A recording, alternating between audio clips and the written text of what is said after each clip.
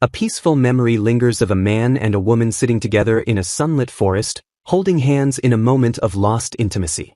Darkness consumes the flashback as Marisha recalls the agony of being betrayed and used in her past life, vowing to never let such a tragedy repeat itself. Her hand clenches into a tight fist as she struggles to contain the overwhelming emotion of her resolve.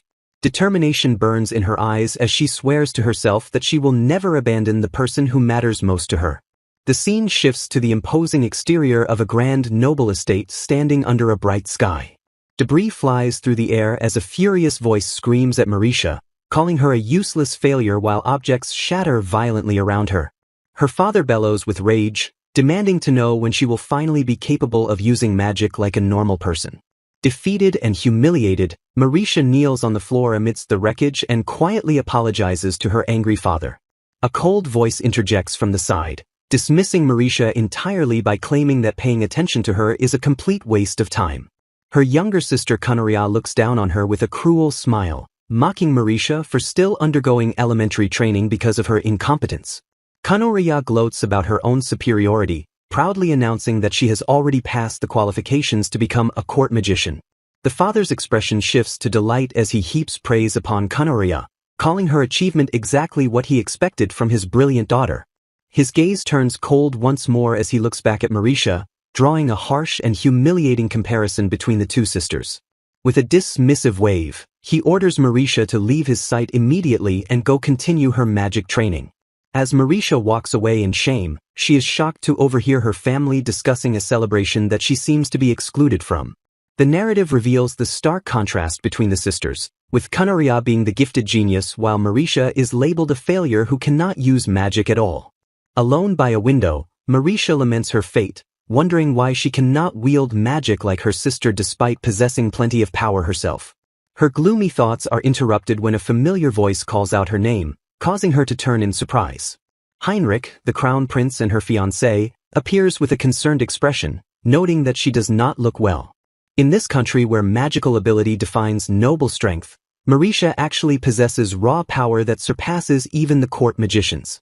Because of that immense potential, she was chosen as Heinrich's fiancé, with everyone expecting she would wield great magic in the future.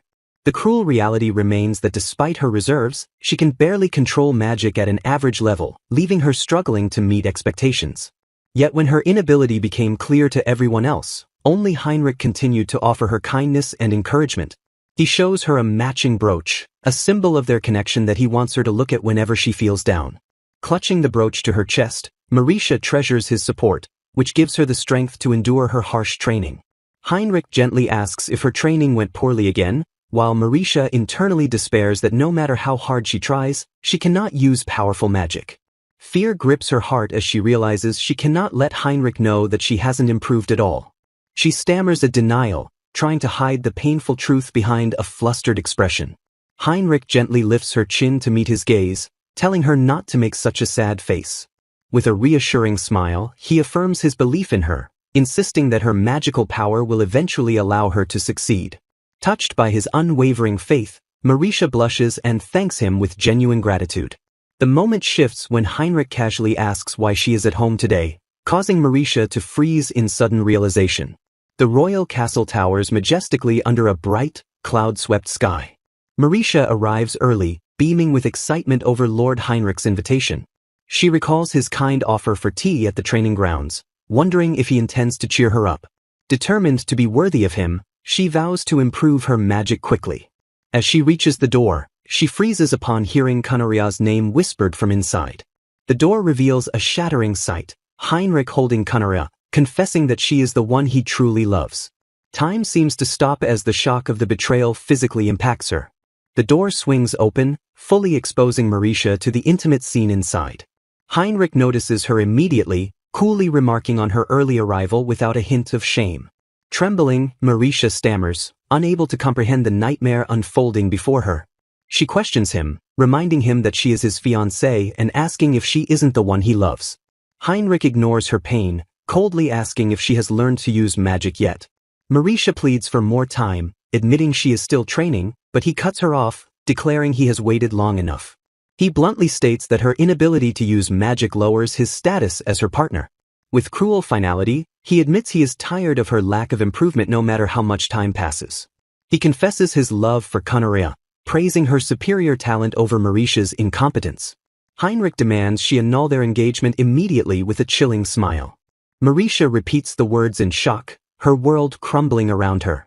He explains he only chose her for her potential power, which she failed to manifest. Looking down on her, he declares there is no point in staying with someone like her. He reiterates that raw magical power is meaningless without the ability to wield it. Heinrich dismisses their shared history as wasted time, shattering Mauritia's belief in their bond. Kanoria clings to his arm, feigning pity for her sister's sudden rejection. Her eyes narrow with malicious intent as she prepares to twist the knife further. She cruelly offers to introduce Mauritia to a new fiancé to replace Heinrich. Heinrich smiles in agreement, endorsing the humiliating proposal. They discuss marrying her off to the Count of Fleur, mocking her status as a rejected woman. They suggest Viscount Midada next, casually mentioning his reputation for discarding wives quickly. Kanoria gleefully presents these dangerous men as great potential suitors for her sister. She gloats that she, however, will be happy with Lord Heinrich. Mauritia stands paralyzed, her eyes wide with hollow devastation. Overwhelmed, she screams for them to stop, unable to bear the cruelty any longer. Kanoria feigns shock and outrage, accusing Mauritia of being out of line for standing near her fiancé, Lord Heinrich. Mauritia trembles in fear as her sister's expression shifts into something terrifying. A cold, piercing gaze from Heinrich signals his utter lack of empathy for his former fiancé.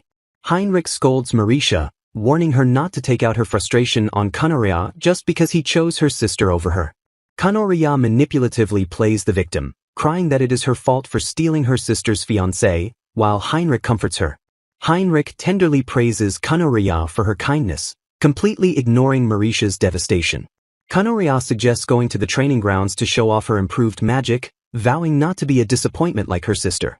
Heinrich pauses before they leave, turning his attention back to Mauritia with a dark purpose. With a flick of his hand, he uses magic to shatter the matching brooch Mauritia is wearing, declaring it no longer necessary.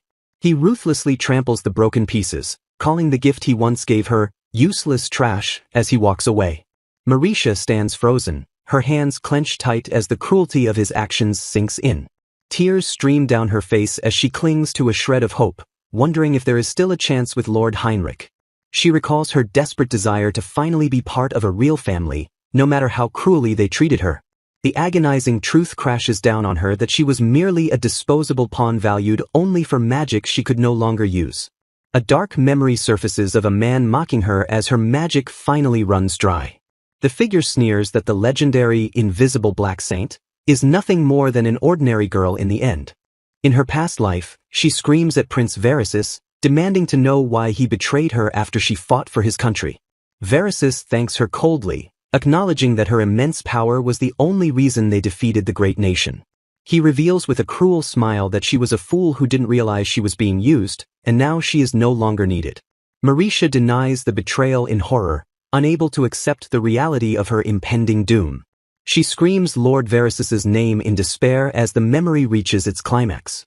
Snapped back to the present, Mauritia is shaken as the fragmented memories fully return to her. She remembers her past life as the invisible Black Saint, a figure feared and mocked who fought until exhaustion for Prince Verisis. She recalls how she led the war to victory only to be deceived and executed under the pretext that her magic was too dangerous. The realization settles in that she is once again in a position of being used for her power. She stares at a vase of flowers, her mind racing as she connects her past trauma to her current inability. A surge of energy flows through her hands as the block on her magic dissolves.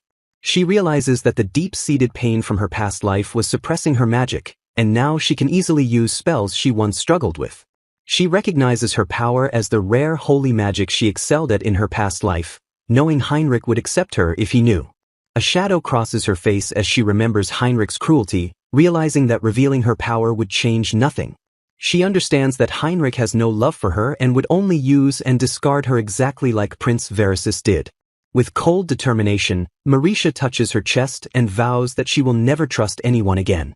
Mauritia steels herself with a new resolve, declaring she will rely on no one but herself.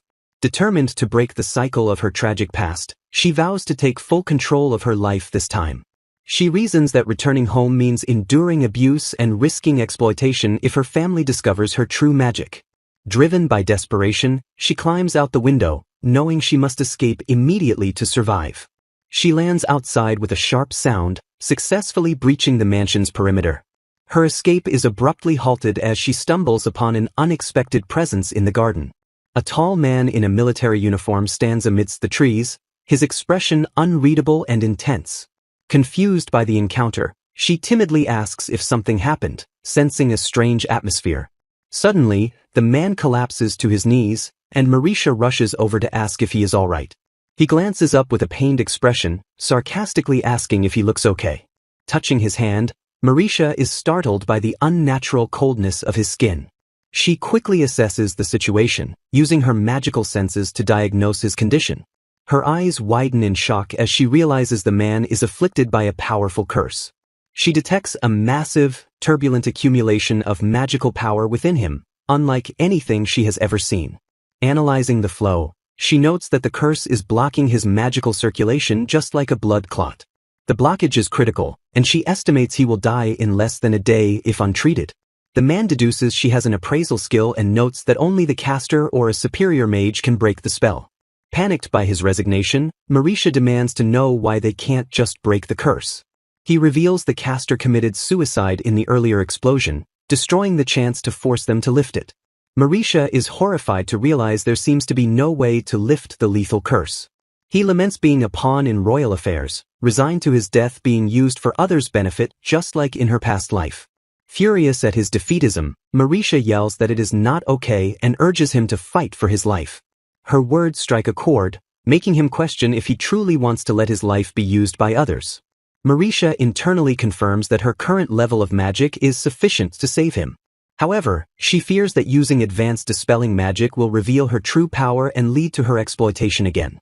Memories of her past death and betrayal flood back, warning her against making herself a target. Despite the paralyzing fear of repeating her tragic history, she clenches her hands in conflict. Her conscience prevails, as she decides she cannot simply abandon someone suffering right before her eyes. With a determined gaze, she declares to the stunned man that she will save him. The man looks at her with wide eyes, surprised by the sudden conviction of this stranger. Marisha holds the cursed man's hands, gazing at him with unwavering resolve as she vows to save him. She tells herself that she absolutely cannot abandon this person. Gripping his hands tighter, she begs him not to lose heart. Marisha declares that from now on, she won't let tragedy happen, having decided to take control of her own life. Tears welling in her eyes, she pleads with him not to give up on living either, sharing that she too was used and deceived. The man stares back in stunned silence, his eyes widening as her emotional plea pierces through his despair. Tears stream down Marisha's face as the man asks in confusion why she is crying. He admits that, just like she said, he had almost given up on living because his circumstances mirror hers. However, he confesses that her words have somehow given him a lot of strength. With a renewed smile, he promises her that he won't give up either. He attempts to move, but Marisha urges him not to push himself while he struggles. Frustrated by his weakness, he curses his pathetic state and the need to break the curse quickly. Marisha steps forward confidently, declaring that she will take care of the curse herself. The man looks at her in surprise, asking if she is sure it can be done. She assures him that right now, she is capable of using holy magic. Marisha asserts with absolute certainty that she can break the curse. She reaches out to heal him, but her hand suddenly trembles and stops midair. To her horror, she realizes she cannot use dispel magic. Panic sets in as she questions why her magic is failing when she could use it just a moment ago. She suspects her body is rejecting advanced magic due to the trauma from her past life. The man notices her distress and asks if she is okay, offering to stop if it is too much, but she denies it. Marisha realizes the curse is progressing faster than expected and will be fatal if not treated immediately. She steels her resolve, deciding she must act now. She explains she will pour her magic power in to slow the curse, warning him it might be painful but begging him to endure it. Marisha sits by his side in the clearing, concentrating intensely as magical energy begins to swirl around them. She confirms that it is okay and the magic is flowing smoothly. Determined to save him, she decides to send in even more power. The man grimaces in agony, sweat pouring down his face as he silently endures the overwhelming surge of magic. His hand grips the ground tightly, his knuckles turning white as he fights to stay conscious through the pain. Marisha admires his incredible mental strength in withstanding the process. She realizes she might have to release all of her magic, or it won't be enough to save him. Desperate, she begs him to hold on a little longer as she pushes her limits. Exhausted from her magical exertion, she collapses to the ground as her strength gives out. As consciousness fades, she resigns herself to the thought that everything is finally over. The man speaks in awe, realizing she has temporarily washed away the curse that was consuming him. He assures her that the danger has passed for now, though he is too drained to perform an appraisal. She tries to laugh off the ordeal, but he sees through her facade and asks if she is truly okay. Stepping closer, he clarifies that he is not worried about the curse, but rather if her body can withstand the strain.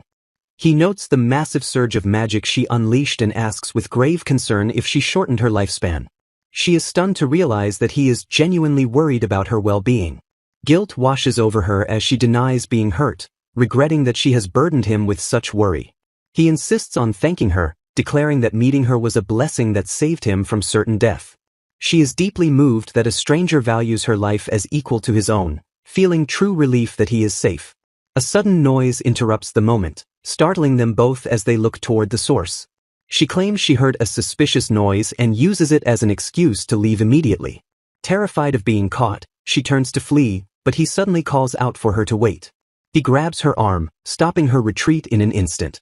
Confused by her abrupt behavior, he asks what is wrong all of a sudden. He probes further, asking if she has a specific reason for not wanting to be there.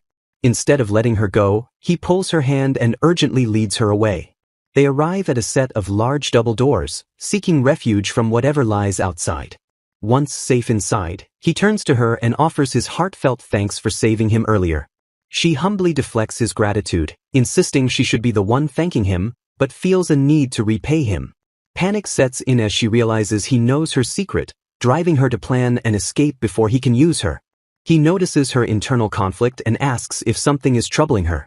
Observing her hesitation, he acknowledges that she seems to have her own reasons for silence. She remains silent, looking down as she struggles with her fear. He gently assures her that she does not need to force herself to speak if she cannot. Looking her in the eyes, he vows to support her, declaring that he wants to be there for the one who saved his life. She grips her dress in turmoil, questioning if she can trust him or if he is just another person after her power. A flicker of hope battles with her trauma as she considers his words. She recalls how everyone in her past only cared about their own position and exploited her magic. But this man is completely different, having prioritized her safety over his own even in his critical state. Slowly opening her heart, she wonders if she might finally be able to trust this person. Marisha confesses that she was abandoned by her fiancé. She explains the betrayal is absolute, as he intends to marry her sister in her place. Resigned, she suspects her family is happy about the switch since they always doted on her sister anyway. The reality crashes down that her sister is now engaged to His Highness Heinrich. The stranger reacts silently to the name Heinrich, his expression darkening with recognition. Marisha reveals her desperation, explaining that her family is plotting to engage her to a notorious noble next. Clutching her chest, she declares she must run away before they can find her. She begs the man to forget her, determined to flee to a place where no one will ever follow. The man watches her silently, a plan forming behind his stoic gaze. Marisha thanks him and turns to leave, but he stops her by saying he understands. He begins to propose an alternative solution to her flight. To her utter shock, he bluntly asks her to marry him.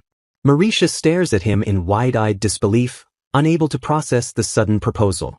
Seeing her panic, he pivots to suggesting a simple engagement instead of immediate marriage. He offers a temporary sanctuary, promising to house her until she can secure her own escape. Introducing himself as Theodore Garland, he reveals his status as a duke. He asks if she has heard the name Garland, implying its dark reputation. Garland is known as a savage land of extreme cold and monsters, where beastmen face discrimination. Marisha recoils internally but realizes that anywhere is better than remaining here. She hesitates, looking troubled by the implications of his offer. Guilt gnaws at her as she feels like she is just using Lord Theodore for safety. She stands rooted to the spot, weighing the moral cost of accepting his help. Resolving to make it fair, she proposes a trade-off condition to balance the agreement. Theodore outlines the terms. He will protect her and nullify other engagements, and in return, she will delay his curse. He confirms that this arrangement ensures they both benefit from the union. Marisha agrees, noting that running away alone has limits and his powerful curse gives them time. She silently resolves to be of help to him until he can be fully saved. With a determined smile, she formally asks Lord Theodore to make her his fiancé. She quickly lies about her abilities, claiming she can only perform simple spells. Theodore reassures her he needs no magic from her, as his curse prevents him from using it as well. They shake hands, agreeing to work together as magicless companions. The contract is sealed, binding their fates together. Theodore asks for her name as they walk, and she politely introduces herself as Marisha. He repeats her name thoughtfully, testing how it sounds on his tongue. With a gentle smile, he compliments her, declaring it a nice name. Theodore directs her toward his carriage, deciding they should head straight to Garland immediately. Marisha follows him to the waiting carriage where a man stands guard by the wall. The attendant spots them approaching and calls out to Lord Theodore with visible relief. He scolds Theodore for being late but pauses mid-sentence upon noticing the woman standing beside him. His eyes narrow in sharp confusion as he scrutinizes the unexpected guest. He asks who she is, prompting Theodore to casually acknowledge the question with a simple sound. Theodore pulls Marisha close and boldly declares to his attendant that she is his fiancée. The attendant's jaw drops in complete shock at the sudden and absurd announcement. Marisha stands frozen, her eyes wide with disbelief at the lie he just told. The attendant demands to know how he has a fiancée when he didn't even have a lover, while Theodore whispers to Marisha that it is a contract marriage. Marisha nervously asks to confirm that they aren't actually getting married. She seeks reassurance that they are merely pretending to be engaged, hoping for a denial. Theodore smiles enigmatically, replying that it is only a pretense for now.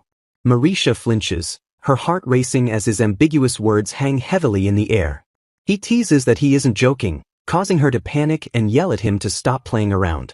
Changing the subject, Theodore introduces his personal attendant, Rajul. Marisha politely introduces herself, though Rajul still eyes her with obvious suspicion. Theodore explains that she is the one who saved his life and promises to provide details later as he boards the carriage. He extends his hand to her with an inviting smile, signaling that it is time to leave. Theodore gazes into her eyes and asks her to run away with him. Marisha realizes that her new life, a life lived solely for herself, begins right now. She reaches out and firmly grasps his hand, sealing their pact. Beaming with newfound hope and determination, she accepts his offer with the resounding yes. The carriage sets off down the road, carrying them away toward a fresh start and a new future. A quiet moment passes as Marisha sleeps peacefully, unaware of the conversation unfolding nearby. A subordinate addresses Lord Theodore, questioning his intent regarding the recent events. The aide acknowledges that Marisha saved Theodore's life but questions if he is truly serious about proposing an engagement. Theodore admits the curse cannot be broken, stating that this specific condition is exactly why he needs her by his side. His subordinate protests, reminding him that she is already the fiancée of his brother, Prince Heinrich. Memories surface of a younger Theodore happily showing off his magic to his beloved brother Heinrich. Heinrich smiles warmly, praising Theodore's amazing magical display. Theodore recalls how much he loved his older brother, remembering him as a kind and gentle figure. However, the mood shifts as whispering guards observe the two young princes training together. The soldiers gossip that Theodore is far more capable than Heinrich and should be the one to inherit the throne. Theodore reveals that the first time his brother cursed him was when he was only 4 years old, causing him to collapse in agony. Clutching his chest in confusion, the young prince falls to the floor, unable to understand the sudden pain. He desperately cries out for someone to help him as the suffering intensifies. In his desperation, he looks up and calls out to his big brother Heinrich for aid. Heinrich stares down at his suffering brother with a cold, emotionless expression. In that instant, Theodore realizes that in a country where magic determines succession, his brother views him as a threat. He understands that Heinrich wants him to disappear solely because his power places him closest to the throne. As Heinrich looks down on him, his silent wish that Theodore didn't exist shatters the young boy's heart. From that day forward, the assassination attempts orchestrated by Heinrich never ceased. Although his father, mother, and the court knew about the attempts, they remained silent and did nothing. His mother simply sighs, turning a blind eye to the deadly feud between her sons. Theodore stands alone in the darkness, realizing that no one is coming to save him. Ironically, the struggle made his magic grow, which only fueled his brother's hostility further. Though Theodore never aimed for the throne, the nobles' gossip about succession meant Heinrich never believed his innocence. Disgusted by high society, he distanced himself and traveled to Garland, a dangerous place known as the Land of Death. There, he fought desperately in constant battles, trying to drown out his painful memories. To survive and gain strength, he allied with beastmen, eventually transforming the desolate place into a thriving town. His achievements brought him land and status, but success came with a heavy price. Because of his rising status, Heinrich's murderous intent resurfaced, targeting him once again. When he entered the castle to receive a crest, he was struck down by another curse. He questions if his years of suppressing himself were meaningless as the pain consumes him. Reflecting on his existence, he concludes that he has lived a truly hollow life. Theodore reflects on the moment he was about to give up on living, only to find a glimmer of hope. He recalls the moment Mauricia appeared before him, asking if he was okay with genuine concern. Despite being total strangers, she worried about him and used her power to save him without expecting anything in return. He realizes the immense strain releasing that much magic must have put on her body, yet she still focused on his well-being. Her expression remained gentle and unconcerned for herself, highlighting her absolute selflessness. Theodore is struck by her purity and kindness, seeing her as a rare light in his life. He contrasts her with his past, where everyone who approached him did so with ulterior motives and selfish greed. Surrounded only by those harboring hostility, her genuine presence feels completely foreign to him. His heart thumps loudly as he admits he was hopelessly drawn to her sincere nature of putting others first. Mauricia saved not just his cursed body, but also his heart, which had long ago surrendered to despair. Although he didn't expect Heinrich's name to arise, he refuses to leave her to suffer and asks her to marry him. Driven by a desire to return the favor, he vows to save her just as she saved him. He envisions a future where he can stand by her side when happiness finally finds her. Before meeting Mauricia, he was drowning in such despair that he never imagined wanting to share his life with anyone. Snapping back to reality, Theodore wonders if Mauricia is still hiding something, while his aide Raduel notices his distraction. Raduel scolds Theodore for spacing out, demanding his attention. The aide reports the rumors that Mauricia's magical abilities are considered below average. Theodore refutes this, arguing that pouring such a massive amount of magic to delay his curse requires immense skill. He deduces that her alleged inability to use magic is why she was treated so coldly, as it is fatal for a noble in this country. Raduel adds that her birth mother passed away from an illness during her childhood, adding to her isolation. Theodore mutters that it is no wonder she wants to run away given her tragic circumstances. He confirms to Raduel that she wants to escape her family and that her engagement to Heinrich is already annulled. Theodore continues his thought process, reflecting on the profound loss of her mother during her childhood. Raduel listens as Theodore reiterates that her desire to run away is completely understandable given her history. Theodore emphasizes again that she is determined to escape her family now that the engagement is void. Raduel asks if there is any problem with him helping, and Theodore admits the situation is complex. When asked if there isn't a way to help her escape without an engagement, Theodore firmly says no. He internally admits that even if the curse is lifted, his intentions go beyond mere assistance. Possessive and determined, he confesses that he wants her to stay by his side permanently. To ensure her safety and their future, he resolves to completely crush Heinrich once and for all. He explains that merely cutting ties isn't enough, as she would just be targeted again, shocking Raduel with his intensity. Theodore concludes that he has no choice but to eliminate the danger entirely in order to welcome her into his life. A horse-drawn carriage trundles through a rugged landscape, carrying its passengers away from their past toward a new beginning. Mauricia steps out into the snow-covered street, gasping in sheer amazement at the unfamiliar, white world. A wave of relief washes over her as the reality settles in that she has finally escaped the suffocating royal capital. She marvels at her first sight of snow, excitement bubbling over as she asks about this new environment. A warm coat is gently draped over her shoulders to shield her from the biting winter chill. Theodore welcomes her tenderly, thanking her for enduring the long journey to reach Garland. Mauricia beams back, insisting the trip was delightful as she watched the scenery gradually turn white. She observes the bustling streets, noting how the atmosphere here is starkly different from the capital. Her foot slips on a patch of ice, sending her tumbling forward with a startled cry. Theodore reacts instantly, catching her in his arms before she can hit the hard cobblestones. He holds her steady, warning her with a smile to be careful of the slippery snow. Flustered, Marisha apologizes, admitting she was too captivated by the town's beauty to watch her step. Theodore gazes at her affectionately, confessing that he never gets bored when he is with her. He playfully suggests they keep holding hands to ensure she doesn't fall again. Standing behind them, the attendant adjusts his glasses and dryly mutters that it is a shame to witness such a display. Theodore leads the way, announcing that he will now show her the house where she will be living. A colossal castle rises into the sky, its imposing stone walls dominating the landscape. Marisha stares up in shock, unable to believe he calls this massive fortress a mere house. Theodore explains that since this is a border region, a fortified castle provides significant advantages.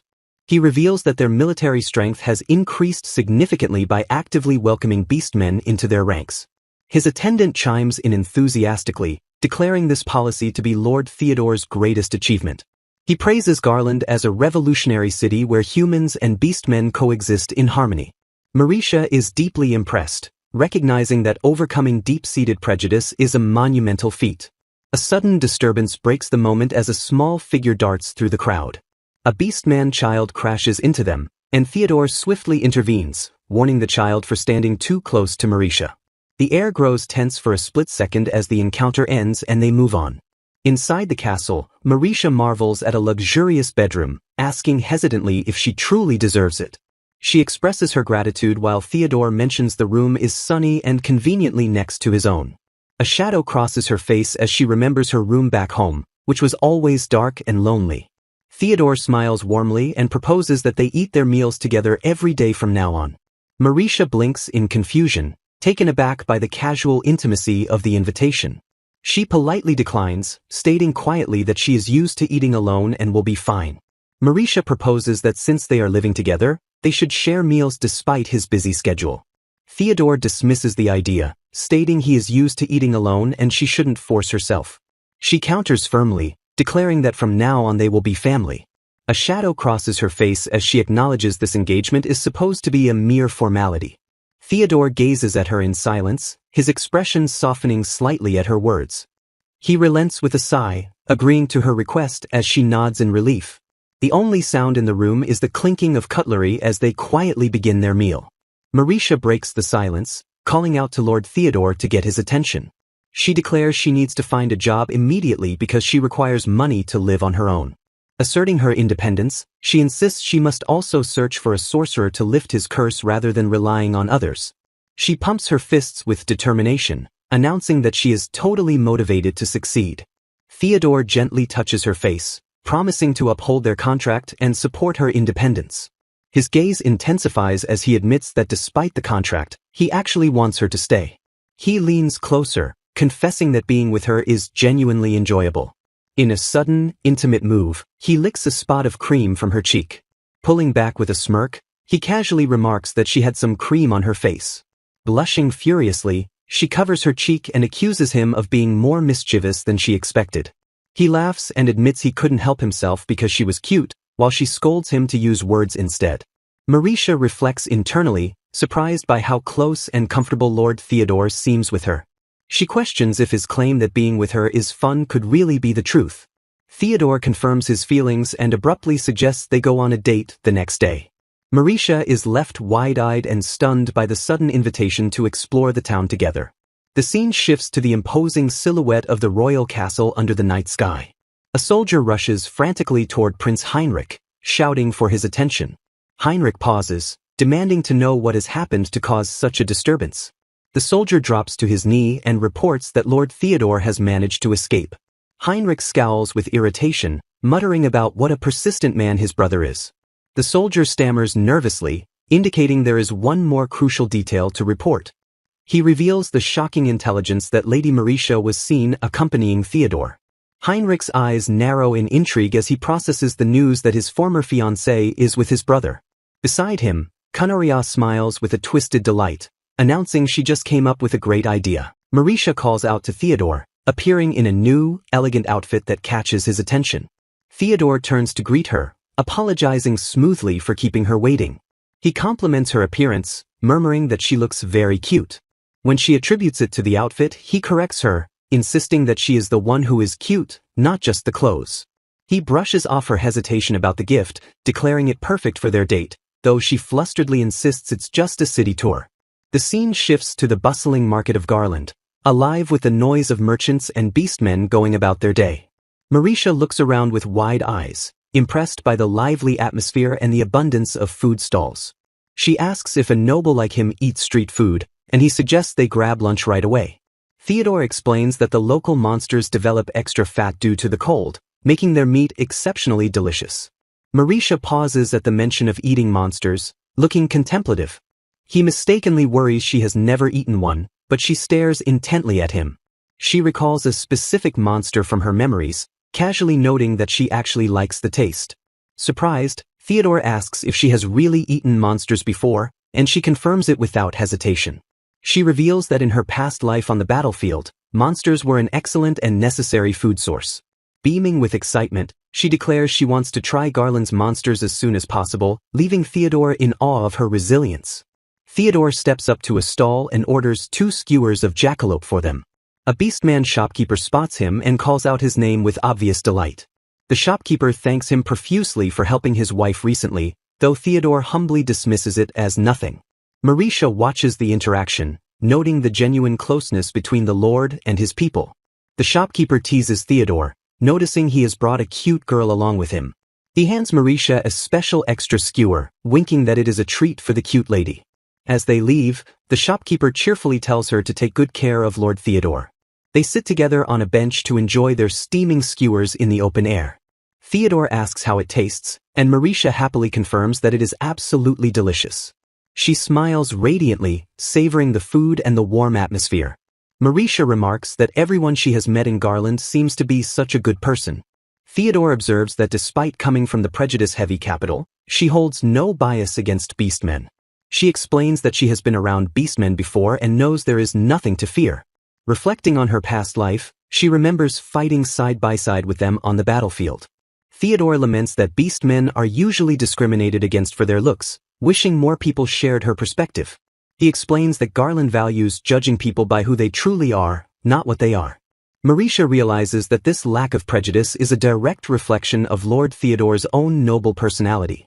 Marisha gazes at him with a soft smile, remarking on how wonderful his vision truly is. Her eyes widen slightly as she takes in the depth of his determination. She softly calls Lord Theodore's name, drawing him out of his reverie. Theodore passionately shares his dream of transforming this war-torn land into a bustling tourist destination once peace returns. He admits that achieving such a grand goal will require immense effort and countless tasks ahead. Marisha is deeply moved, realizing just how much Lord Theodore treasures the city of Garland. She thanks him with a bright smile, assuring him that she is certain it will become a wonderful destination. Theodore laughs sheepishly, admitting he might have gotten a little too excited sharing his plans today. A sudden realization strikes Marisha like a bolt of lightning, freezing her in her tracks. She panics as she remembers that she went out to find a job but didn't search for one at all. Instead of working, she spent the entire time indulging in Garland's recommended desserts. She mentally tallies her distractions, recalling how she was whisked away to a breathtaking scenic spot. Guilt washes over her as she remembers how kind and welcoming the townspeople were to her. She questions what she is doing, scolding herself for enjoying the day instead of being productive. Marisha stands silent for a moment, wrestling with the conflicting emotions swirling within her. It dawns on her that across both her past and present lives, she has never experienced a carefree outing like this. She looks up at Theodore, her heart aching with a mix of gratitude and forbidden longing. A bittersweet wish escapes her heart that this perfect, peaceful moment could last forever. She clenches her hand tightly, trying to physically suppress the growing feelings she cannot afford to have. Ruthlessly, she reminds herself that this happiness is temporary and their relationship is bound by a contract. She steels her resolve, repeating to herself that this is strictly a business arrangement and nothing more. The scene shifts back to the castle where the reality of their agreement awaits. Theodore declares that with the long journey over, it is finally time for her to dispel the curse as promised. He extends his hand toward her, asking permission to begin the procedure immediately. Marisha places her hand in his, her heart racing as their skin touches. Blushing furiously, she frantically reminds herself that this intimacy is merely a medical treatment. Theodore announces he will let the magic flow, initiating the transfer of power. The process finishes quickly, and Theodore marvels at how much lighter his body feels. He smiles warmly at her, confessing that he is truly glad she is the one who became his fiancée. Marisha freezes, her breath catching in her throat at his unexpected and tender words. Flustered, she tries to excuse herself to leave, but Theodore calls out for her to wait. He drops a sudden surprise, announcing that he wants her to meet his night order tomorrow. Marisha asserts that although Theodore knows she holds no prejudice against beastmen, she wants everyone else to know it too. Theodore reassures her that from this moment on, she is under their protection and part of their fold. She thanks him but worries that coming from the royal capital might make the locals wary of her presence. They arrive at the training grounds where beastmen soldiers are actively sparring with intensity. Theodore explains that despite the harshness of the land, these good people are the reason Garland thrives. Marisha smiles warmly, praising him for having such wonderful and loyal companions. A tender silence falls between them as Theodore gazes at her with a softened expression. Finilara interrupts the moment, asking if Theodore came to check on the night order without notice. Theodore replies that he trusts them completely and wouldn't feel the need to supervise them so closely. He introduces the imposing woman as Finilara, the Knight Commander, leaving Marisha surprised. Instead of fear, Marisha is struck by admiration, thinking how cool it is that a woman leads the knights. Theodore introduces Marisha as his fiancée and strictly orders Finilara to protect her properly. Finilara stares at Marisha with skepticism, questioning if this human is really his fiancée. Her expression twists into anger as she assumes Marisha is just another high and mighty noble. She yells that she thought Theodore was suited to marry a beastkin, shocking Marisha with her outburst. Theodore defends his choice, but Finilara snaps back that all nobles except him are exactly the same. Tears form in her eyes as she accuses nobles of using beastkin like slaves and discarding them when finished. Theodore tries to calm her down, but the weight of her words hangs heavily in the air. Marisha clenches her fists, realizing it is only natural for them to distrust a human who appeared so suddenly. To everyone's surprise, Marisha bows deeply and apologizes for making Finilara feel uncomfortable. Finilara is left speechless, stunned by the humility of a noblewoman apologizing to her. Marisha vows to do her best to adapt and expresses her genuine desire to become close with the beastkin. She declares she wants to prove herself worthy of being Theodore's fiancée, even if their arrangement is temporary. Extending a hand of friendship, she tells Finilara that she looks forward to working with her. Finilara blushes deeply, completely taken aback by Marisha's sincerity and resolve. Flustered, she loudly accepts the order to protect Marisha, shouting her agreement to hide her embarrassment. She turns away abruptly, trying to maintain her tough exterior despite her flushed face. Glancing back, she grumbles that this doesn't mean she actually trusts Marisha yet. She insists she is only doing her job before marching off to hide her emotions. Theodore apologizes to Marisha, explaining that Finilara views humans and nobles as enemies due to past trauma. He assures her that despite her sharp tongue, Finilara is a skilled escort and not a bad person at heart. Marisha smiles gently, telling him she understands and doesn't blame Finilara for her feelings. Theodore empathizes with the beastmen, acknowledging that humans are at fault for the discrimination and exploitation they have suffered. Marisha gazes up at him, moved by his compassion and understanding. She vows to herself and him that she will do her absolute best to earn Miss Finilara's recognition. Theodore smiles gently, thanking Marisha for her dedication. Time passes as the scene transitions to a later moment. Marisha cheerfully approaches Finilara, asking if she would like to join her for some tea. Finilara rejects the offer instantly, stating coldly that she is working. Undeterred, Marisha tries again by pointing out the beautiful flowers nearby, hoping to spark a conversation. Finilara ignores the attempt completely, continuing to mutter about her work tasks. Marisha is left standing alone as Finilara walks away without a backward glance. Watching knights spar in the background, Marisha admits to herself that things are not going well at all. She rests her chin in her hands, realizing that earning their trust won't be an easy feat. Her admiration for Theodore deepens as she thinks about how amazing he is to have earned Finilara's trust. She feels pathetic, lamenting that in the end, She is always the one being taken care of. A shadow of sadness crosses her face as she struggles with her feelings of inadequacy. She slaps her cheeks to rally herself, remembering that as Theodore's fiancée, she cannot let this get her down. She realizes that if she isn't acknowledged, it could negatively affect Lord Theodore's reputation. Suddenly, a familiar voice calls out to her and Finilara, interrupting her thoughts. Marisha freezes, her eyes widening in shock as she recognizes the speaker. Kanoria appears with a fake smile, greeting her sister as if nothing is wrong. She breezily announces she is there to pick Marisha up for her new engagement, ignoring Marisha's confusion. Kanoria's smile falters as she notices the beastman standing guard nearby.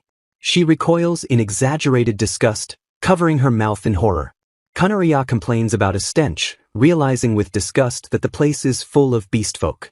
She declares Garland to be a truly awful place. Listing her grievances, she calls it smelly, cold, filthy, and savage, deeming it the worst. She adds a cruel twist, suggesting she doesn't hate it because a new torture tool might suit Marisha, noting her hobby of keeping beastfolk as pets. A voice cuts in sharply, telling her she has terrible taste. Kanoria dismisses the comment, pondering aloud if beastmen have any value beyond being inferior beings. She yells at someone approaching to stay back, calling them disgusting. Finilara clenches her teeth, growling that this behavior is exactly why she hates humans. Marisha suddenly speaks up, quietly telling Kanoria to go ahead. Kanoria pauses, asking if Marisha said something. Trembling with rage, Marisha states she won't forgive Kanoria for speaking ill of these people or Garland, even if she insults Marisha herself. She screams at Kanoria to apologize, her voice filled with fury. Kanoria flinches in shock, taken aback by Marisha's sudden outburst. Marisha confronts her sister with burning intensity, demanding that Kanoria apologize immediately for her behavior. She stands firm beside Lord Theodore, her demeanor shifting from submissive to fiercely protective. Kanoria stammers in disbelief, completely blindsided by her sister's sudden backbone. Recovering her composure, Kanoria sneers that Garland is a filthy place attracting savage monsters. Marisha cuts her off, firmly declaring that Garland is not the wretched place Kanoria imagines. She describes the people of the borderlands as strong, kind, and warm-hearted. Her voice softens as she recalls how they accepted her without hesitation. She contrasts their kindness with the suffocating prejudice and status obsession of the capital. With absolute conviction, she proclaims that Garland is a far more wonderful place than her former home. Kanoria laughs cruelly, reminding Marisha that she is nothing but a woman cast aside by Lord Heinrich. Enraged by Marisha's defiance, Kanoria screams that she is being insolent and raises her hand to strike. A hand intercepts the blow mid-air, stopping the violence instantly with an iron grip. Theodore glares at Kanoria, warning her to keep her hands off the person he cares about. Marisha stares up at him in awe, her heart racing as he steps in to protect her. Kanoria flinches, trying to pull her hand back as she demands to know what he thinks he is doing. Theodore releases her, his expression ice-cold and utterly unimpressed by her status. Rubbing her wrist, Kanoria looks up at the tall stranger and asks confusedly who he is. He introduces himself with regal authority as Theodore Garland, the lord of this land and Marisha's fiancé. Kanoria freezes, her mind struggling to process that this man is her sister's betrothed.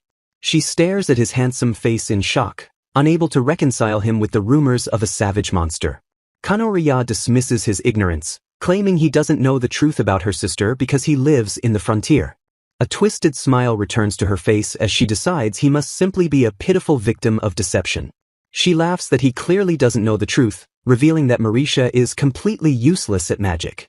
She gleefully explains that Marisha was abandoned by Heinrich for that very reason, allowing Kanoria to take her place. With a cruel sneer, she labels her sister a discarded woman, who is unworthy of anyone. She advises Theodore to throw away such a vile woman immediately if he knows what is good for him. Theodore cuts through her malice with a single sharp command to shut up. Kanoria recoils as if struck, silenced by the sheer intensity of his anger. He declares he won't tolerate insults towards someone important to him, stating he chose Marisha for her heart, not her magic. Marisha watches him with glistening eyes, deeply moved by his public defense of her worth. Theodore turns his cold gaze on Kanoria, telling her that while she calls Marisha disgusting, she is the one who is truly repulsive. Furious at his rejection, Kanoria screams that she warned him and that people from Garland are nothing but fools. Kanoria stammers in disbelief as she processes Theodore's declaration, reminding him that she is Heinrich's fiancée. With a gaze as cold as ice, Theodore declares he will no longer back down and issues a direct challenge for Heinrich. He turns his attention to the silent hall while Mauricia looks up at his resolute profile in stunned silence. Kanoria breaks the tension with a shrill scream, indignantly asking why she is the one being targeted. The Beastmen's soldiers erupt in collective anger, shouting at the intruder to get out of Garland and stay away from their lord. Feigning superiority, Kanoria huffs that she is leaving this disgusting place immediately without needing to be told. Before departing, she turns with a sneer to deliver a final, ominous warning to her trembling sister. She reminds Mauricia that she has now made dangerous enemies of both herself and the powerful Lord Heinrich. Mauricia stands frozen as the door slams shut, the gravity of her sister's threat sinking into the returning silence. Theodore leans down to meet her eyes, his expression softening as he gently asks if she is hurt. He brushes off the conflict as nothing, but Mauricia looks at him with worry, distressed by the trouble her sister caused.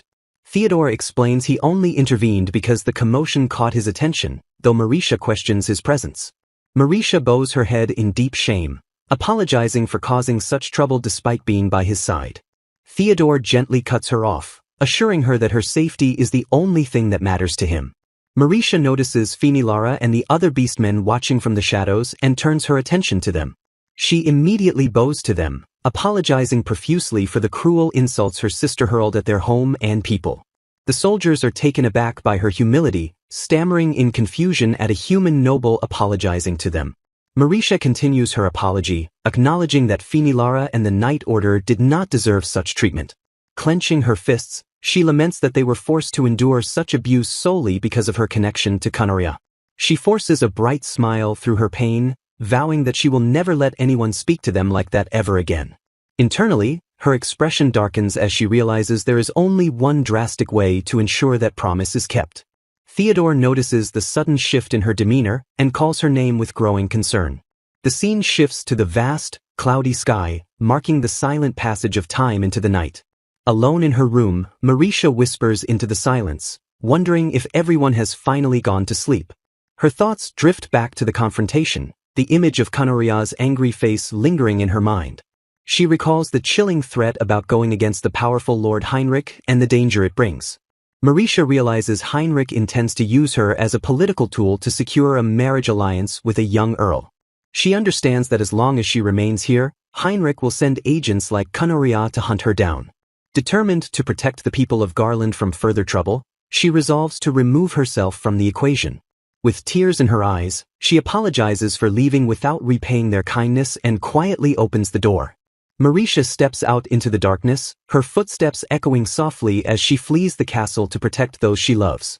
The narrative pauses on the empty space she leaves behind, emphasizing the solitude of her departure.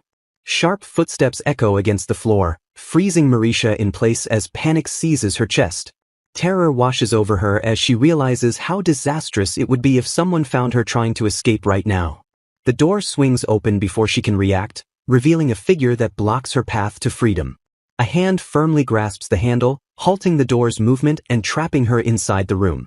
Theodore looms over her, his arm barring her way as he commands her to wait. Mauricia looks up in shock, her heart pounding as she whispers Lord Theodore's name. He gazes at her intensely, noting that her strange behavior earlier had tipped him off to her distress.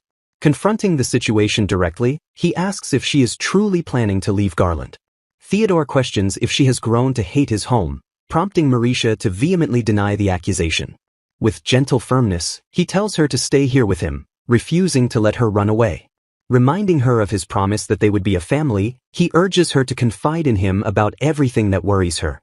He takes her hands in his, swearing a solemn vow that he will definitely protect her no matter what. Mauricia is overcome with emotion, confessing she wants to stay but fears that her presence will only bring suffering to everyone else. A voice cuts through the tension as Finilara appears at the doorway, calling out to Lady Mauricia. Mauricia turns to see the knight standing there, her expression serious and resolute. Finilara pleads with her not to leave, insisting that everyone in the Night Order would be deeply saddened if she went away. Mauricia tries to argue, claiming that she has only caused them to go through unpleasant experiences. The knight rejects that notion, reminding her that everyone was happy when she stood up to protect Garland and the Beastfolk. Finilara acknowledges that Marisha must have been terrified during the confrontation with Kanoria. Despite that fear, she emphasizes that Marisha still found the courage to stand up for them. Smiling brightly, Finilara thanks her sincerely, admitting that she was happy too. Dropping to one knee, the knight apologizes for her past rudeness and formally pledges her loyalty to Lady Marisha. She vows to once again devote herself entirely to protecting Marisha, cementing her dedication. Marisha gasps in surprise, calling out Finilara's name as she processes the unexpected gesture. Flustered, she begs the knight to stand up, insisting she doesn't deserve such deep loyalty. Finilara chuckles softly, amused by Marisha's humble reaction to the praise. She remarks that Marisha is truly different from other nobles, validating her character. Listing her virtues, Finilara calls her honest, sincere, trustworthy, and kind. With absolute conviction, she declares that Marisha is the perfect person for Lord Theodore. Turning to her lord, Finilara playfully asks if her assessment wasn't exactly right. Theodore holds Marisha close, confirming with a smile that she is indeed the person he chose. Finilara beams at them, agreeing that Marisha is someone just as wonderful as Lord Theodore himself. Kanoria hesitates and asks Theodore if he is truly certain that it is acceptable for her to remain there. Theodore smiles warmly and assures her without a moment's hesitation that she is welcome. Relief washes over Kanoria as she realizes she can stay, her heart swelling with happiness. Theodore declares he won't let her escape, insisting that he cannot allow Lady Marisha to get away. He squeezes her hand playfully, teasing that he will stay by her side all night to ensure she doesn't run off. Seated together, Theodore hands her a mug of hot milk, promising it will help her sleep peacefully. Kanoria feels her heart race, flustered by the intimacy of being alone with him at such a late hour. She sips the drink quietly while Theodore watches her, softly addressing her by her sister's name. He seeks reassurance, asking her to promise that she won't ever say she is leaving him again. Theodore admits he only worries this much when it comes to her, making Kanoria chuckle at his concern. A tear forms in her eye as she feels an overwhelming sense of warmth spreading through her chest. She marvels at the sensation, realizing she never thought she could experience such calm and peace. Theodore's expression turns serious as he begins to bring up the topic of Heinrich. His words fade into silence as the rhythmic sound of soft breathing fills the quiet room. He looks down to find that Kanoria has succumbed to exhaustion and fallen fast asleep mid-conversation. Gently lifting her into his arms, Theodore carries her sleeping form with care. He lays her down gently in bed, the mattress creaking softly under the weight as he settles her in. Gazing at her sleeping face, he whispers a tender goodnight to Marisha before turning away. The quiet moment is interrupted by the clattering sound of a servant entering the room. The man bows and informs Lord Theodore that the investigator has finally returned. Theodore's demeanor shifts instantly as he asks if there has been any movement from Heinrich. The servant reports that Heinrich has recently been communicating with the neighboring country. Theodore absorbs this critical information, his expression darkening as he contemplates the news. Marisha stirs from her slumber, letting out a soft sound as she slowly wakes up. Beside her lies Theodore, sleeping peacefully with a calm expression on his face. They lie face to face in the large bed, sharing a quiet and intimate moment in the morning light. Theodore opens his eyes, causing Marisha to stammer his name in sudden shock. He offers a casual good morning, while Marisha freezes in realizing her situation. Her mind races with confusion as she wonders why Lord Theodore is right there. Theodore explains that he moved her to his bed after she fell asleep on the sofa. Blushing deeply, Marisha panics at the thought of having slept in his bed and apologizes. Theodore dismisses her apologies, stating he was honored to sleep beside her. Marisha is internally screaming at the reality of having slept together with him. Theodore notes her reaction, teasing that she shouldn't be so flustered over this. He leans in close, asking what she will do when they truly become husband and wife. Marisha is left speechless and blushing, unable to handle his directness. Finilara's voice suddenly cuts through the air, calling out loudly for Lady Marisha. Marisha jumps in surprise, instantly recognizing her knight's voice. She scrambles out of the bed in a panic while Theodore sits up calmly. Touching his lip, Theodore chuckles and whispers that Marisha is truly adorable. The door clicks open and Finilara walks in, spotting Marisha standing there. Finilara expresses her relief, explaining she worried when Marisha wasn't in her room. Marisha apologizes, but Lara responds with a pouting expression. The knight complains about the formality, insisting Marisha stop using honorifics. Marisha hesitantly asks if Lara is really sure about dropping the titles. Lara responds with a beaming, wide smile. She confirms happily that it is perfectly fine. Theodore enters the conversation, noting that the two women have become close. He suggests they go shopping together today since he has work to attend to. Lara agrees enthusiastically, citing her knowledge of Garland from security work. Theodore adds that he would join them if he didn't have duties to fulfill. He smiles, telling Lara that he leaves Marisha in her capable hands. Walking in town, Marisha decides to explore areas beyond the market Theodore showed her. As they head to the shopping district, a local resident spots and recognizes Lara. The townspeople gather around, warmly welcoming Lara back after a while. Lara reunites with the concerned townspeople, explaining that she hasn't been around lately because she is now working at the castle instead of in town. Kanoria watches with a gentle smile, noting how popular Lara is among the locals. Grabbing Kanoria's hand, Lara excitedly introduces her to the crowd as Lord Theodore's fiancée and announces they are exploring the town together. The group of beastmen stares in stunned silence, processing the sudden revelation about their lord's partner. Chaos erupts as they swarm around her, marveling at her cuteness and bombarding her with questions about where she came from. Kanoria is overwhelmed by their intense enthusiasm, waving her hands as she tries to handle the sudden influx of attention. The scenery shifts to reveal the peaceful, rugged mountains that surround the lively town of Garland. Kanoria reassures an apologetic Lara that she is happy to interact with the people, even though the knight didn't expect them to get so excited. Looking out over the village, Lara asks if Garland isn't a nice, safe place for beastmen to live.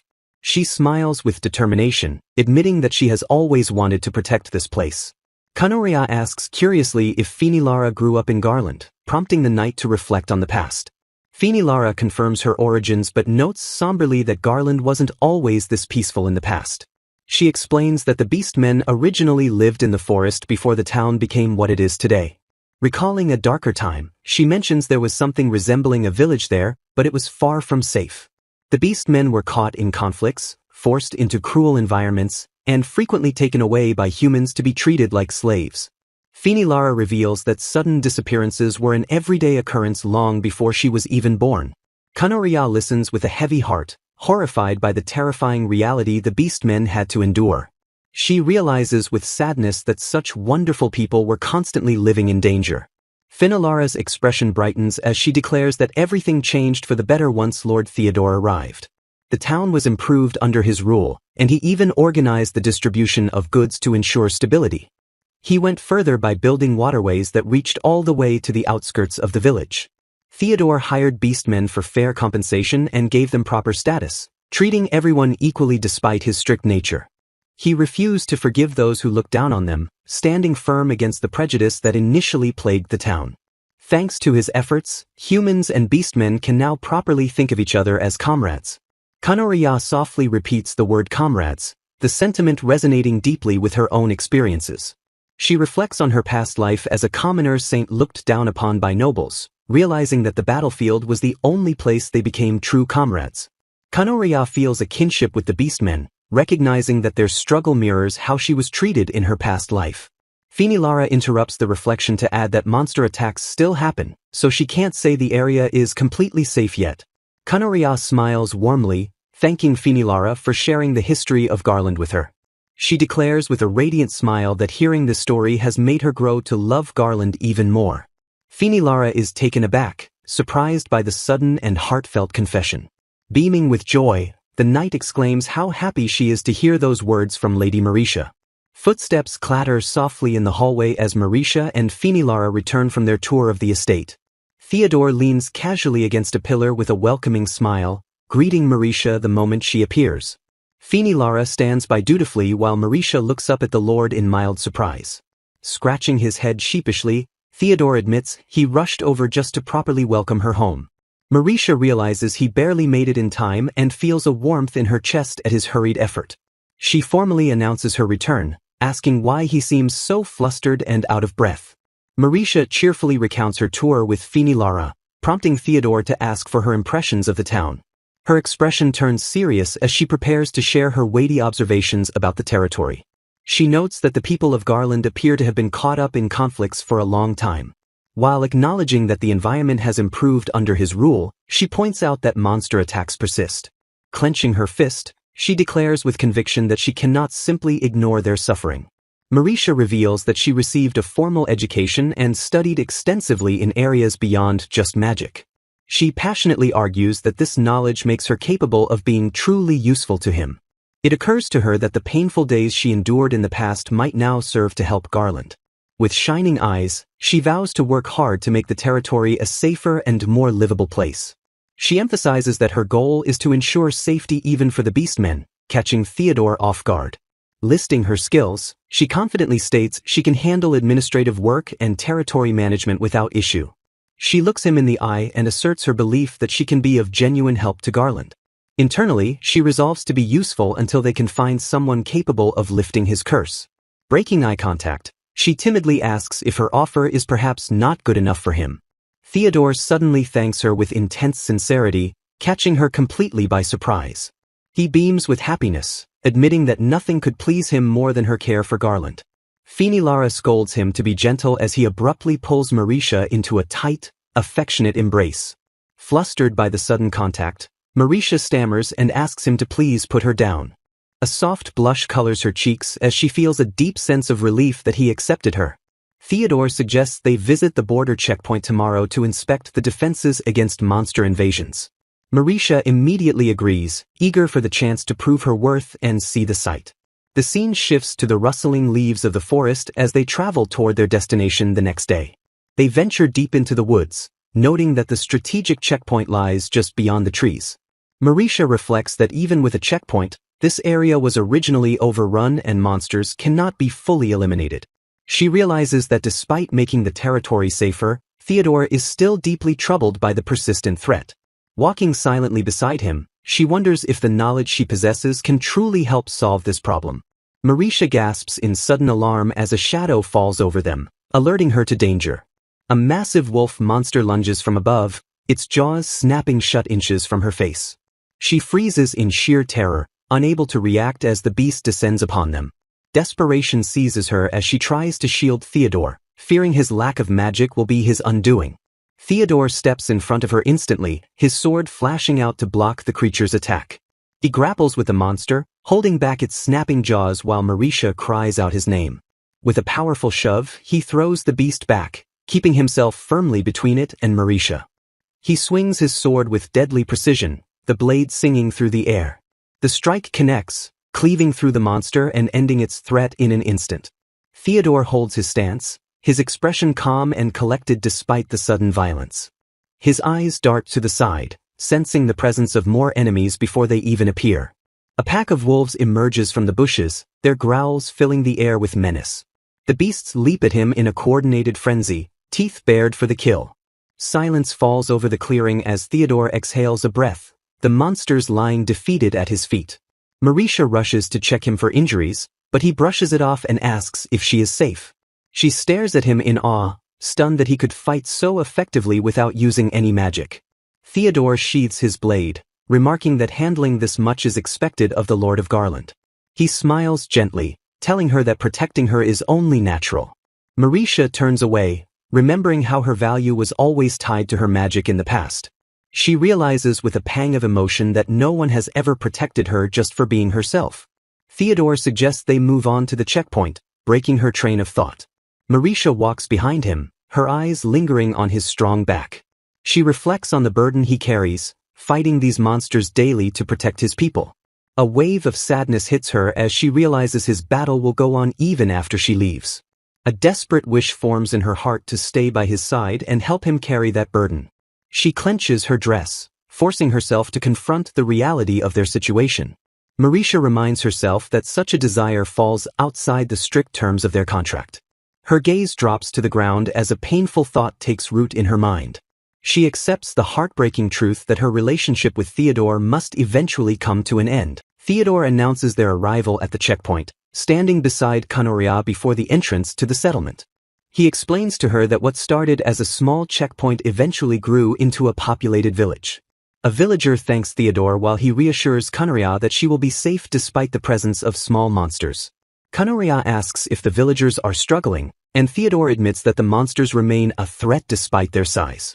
He details the moats and traps they have built but concedes that covering every path completely is difficult. The conversation pauses as they consider the lingering damage caused by these persistent monster attacks. A sudden idea strikes Kanaria, her expression brightening as she realizes a potential solution. She immediately asks Theodore if there are any magic users currently stationed among the village guards.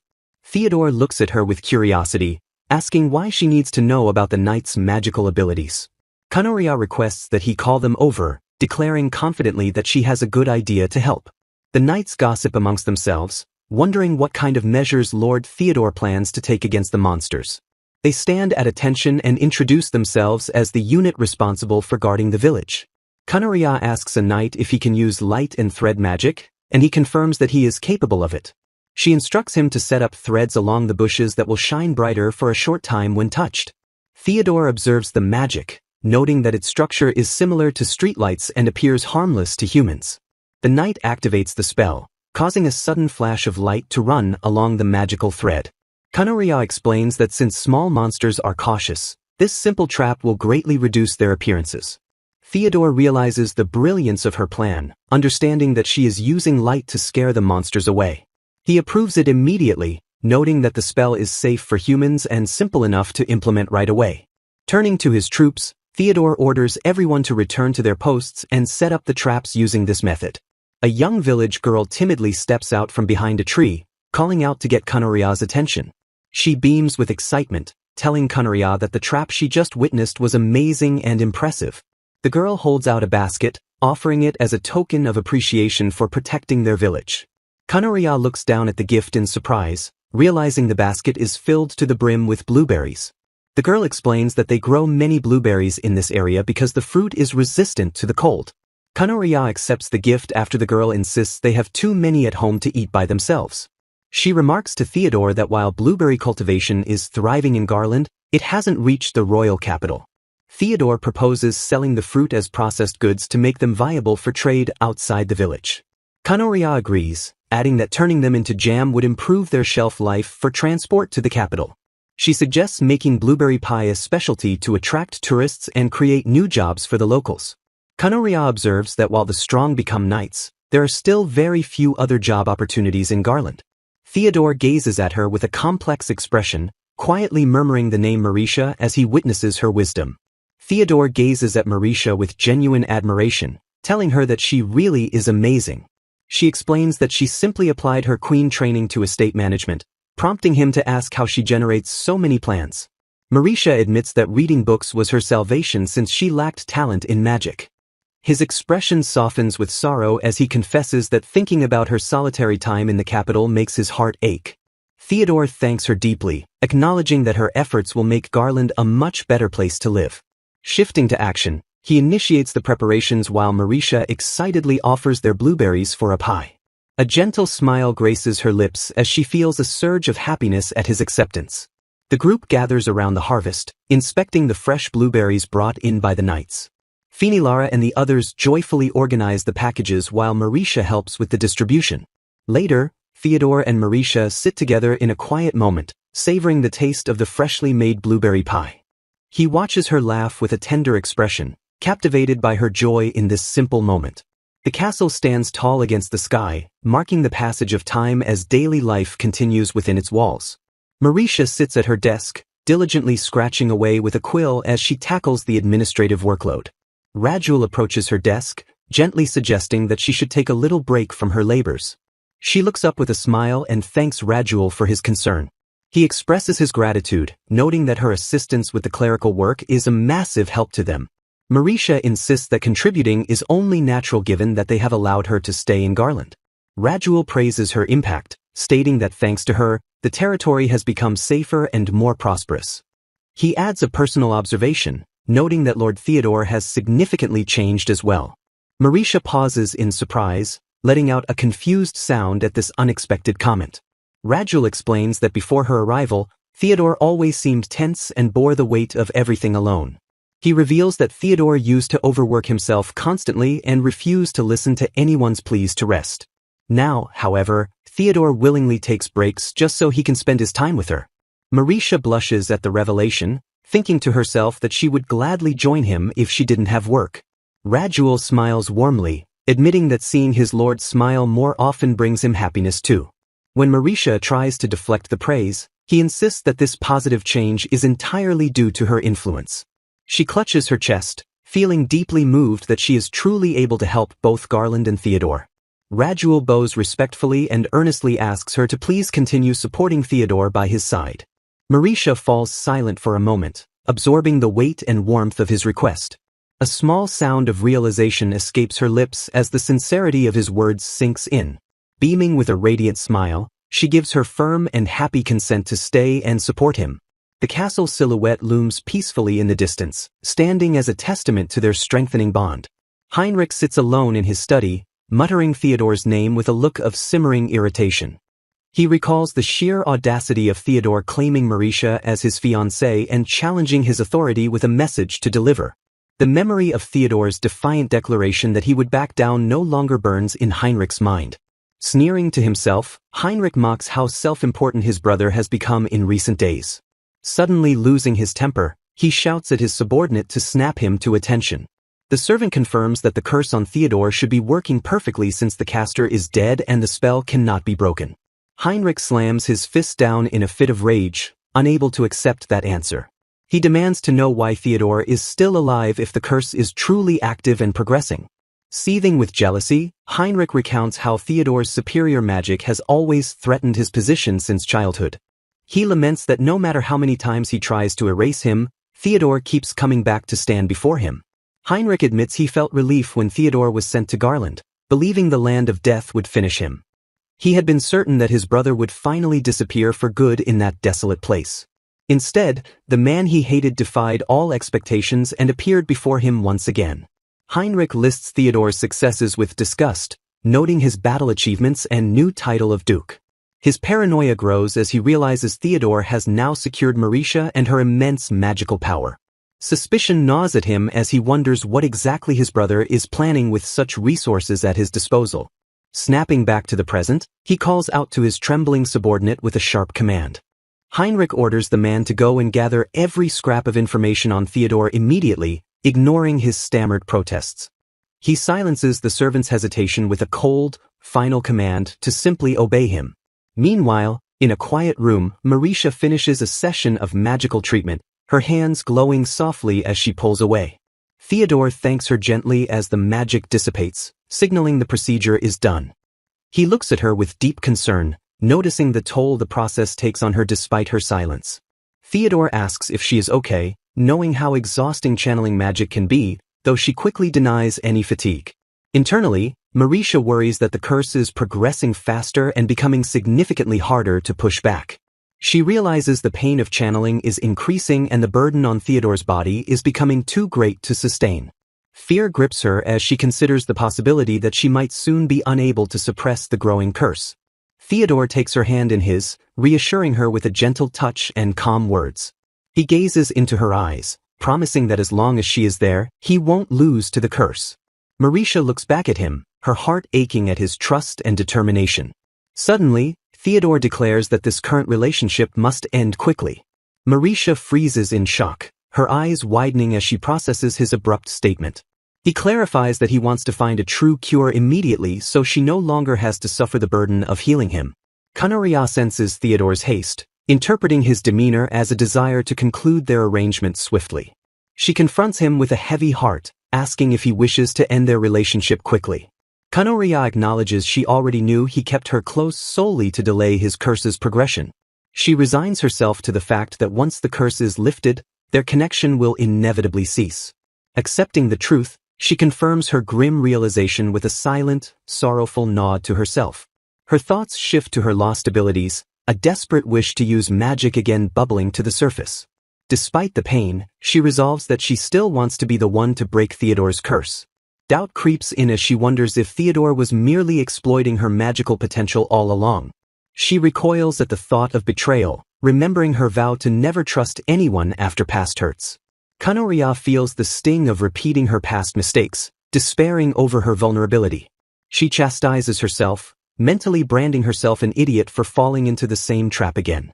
The weight of her emotions becomes unbearable, leaving her standing in a fragile silence. Theodore notices her shift in mood, calling out her name with a sudden look of concern. A single teardrop falls, betraying the composure she tried so hard to maintain. Theodore is struck speechless, his eyes widening in shock at the sight of her tears. Kanoria attempts to excuse herself, claiming illness while Theodore frantically asks why she is crying. She pulls away and flees to her room, the sound of her running footsteps leaving Theodore reaching for empty air. A shout interrupts Theodore's impulse to chase her, drawing his attention away from the fleeing girl. Rajuel steps forward, apologizing for the interruption but signaling the importance of his news. He reports that a scout has just returned from the royal capital with urgent information. Rajuel reveals that they have located someone capable of breaking the curse. Theodore stands frozen, the impact of the discovery crashing down on him amidst the chaos. Theodore stares in shock as he asks if she has truly found someone capable of lifting his curse. Marisha confirms the news with certainty and turns to Rajuel to verify if a magician can indeed break any curse. Rajuel stands in stunned silence, his expression tightening as the weight of the revelation settles in. Recovering his composure, he reveals that the rumored magician lives not far from Garland in the deep outskirts of the forest. Marisha hesitates for a moment before Rajuel presses her to decide on their next course of action. She firmly declares that they must meet the magician immediately since Theodore's curse is progressing rapidly. Rajuel turns to Theodore to confirm this urgency, but the Lord remains silent and avoidant. Theodore abruptly announces he is returning to his room while Rajuel arranges for their departure tomorrow. Marisha calls out his name in vain as he walks away, leaving her standing alone in the hallway. The door clicks shut, creating a heavy barrier between them as the silence of the corridor takes over. Theodore leans against the wall on the other side, his expression clouded with a mixture of pain and resignation. A lingering shot of the closed door emphasizes the physical and emotional separation now standing between them. Marisha remains frozen in the hallway, her face cast in shadow as she processes his sudden withdrawal. She repeats the realization in her mind that Lord Theodore's curse can finally be lifted. A sad smile touches her lips as she tells herself that she should be glad about this development. Her hand clenches tightly into the fabric of her skirt as a conflicting emotion swells within her chest. Gazing out the window, she acknowledges with a heavy heart that her role here is now effectively over. She recalls their original agreement to merely delay the curse until a permanent cure could be found. Marisha resolves that they must end their relationship quickly, believing it is for the best. She convinces herself that Theodore desires this separation as well, despite the pain it causes her. Guilt consumes her as she admits she used him and his curse simply to escape the royal capital. Steeling her resolve, she decides that once the curse is lifted, she will leave Garland immediately. Tears prick her eyes as she vows that this time she will find the strength to live on her own. The next morning, Theodore greets her formally as he stands waiting by the carriage. Marisha apologizes for asking him to accompany her, admitting she feels more at ease with him there. She offers him a polite smile, trying to mask the turmoil of her internal thoughts and upcoming departure. Theodore taps his foot slightly and asks if he kept her waiting, breaking the tension between them. Marisha looks up at him, her heart aching as she says his name in a soft, uncertain whisper. She feels a wave of awkwardness wash over her after having shown him her vulnerable side yesterday. Theodore extends a hand and suggests they get going, signaling the start of their journey. The carriage rumbles into motion, carrying them away from the estate and towards the forest. Marisha stares resolutely ahead, preparing herself for the end of their time together. Theodore calls out Kanoria's name, startling her from her daze as she walks beside him.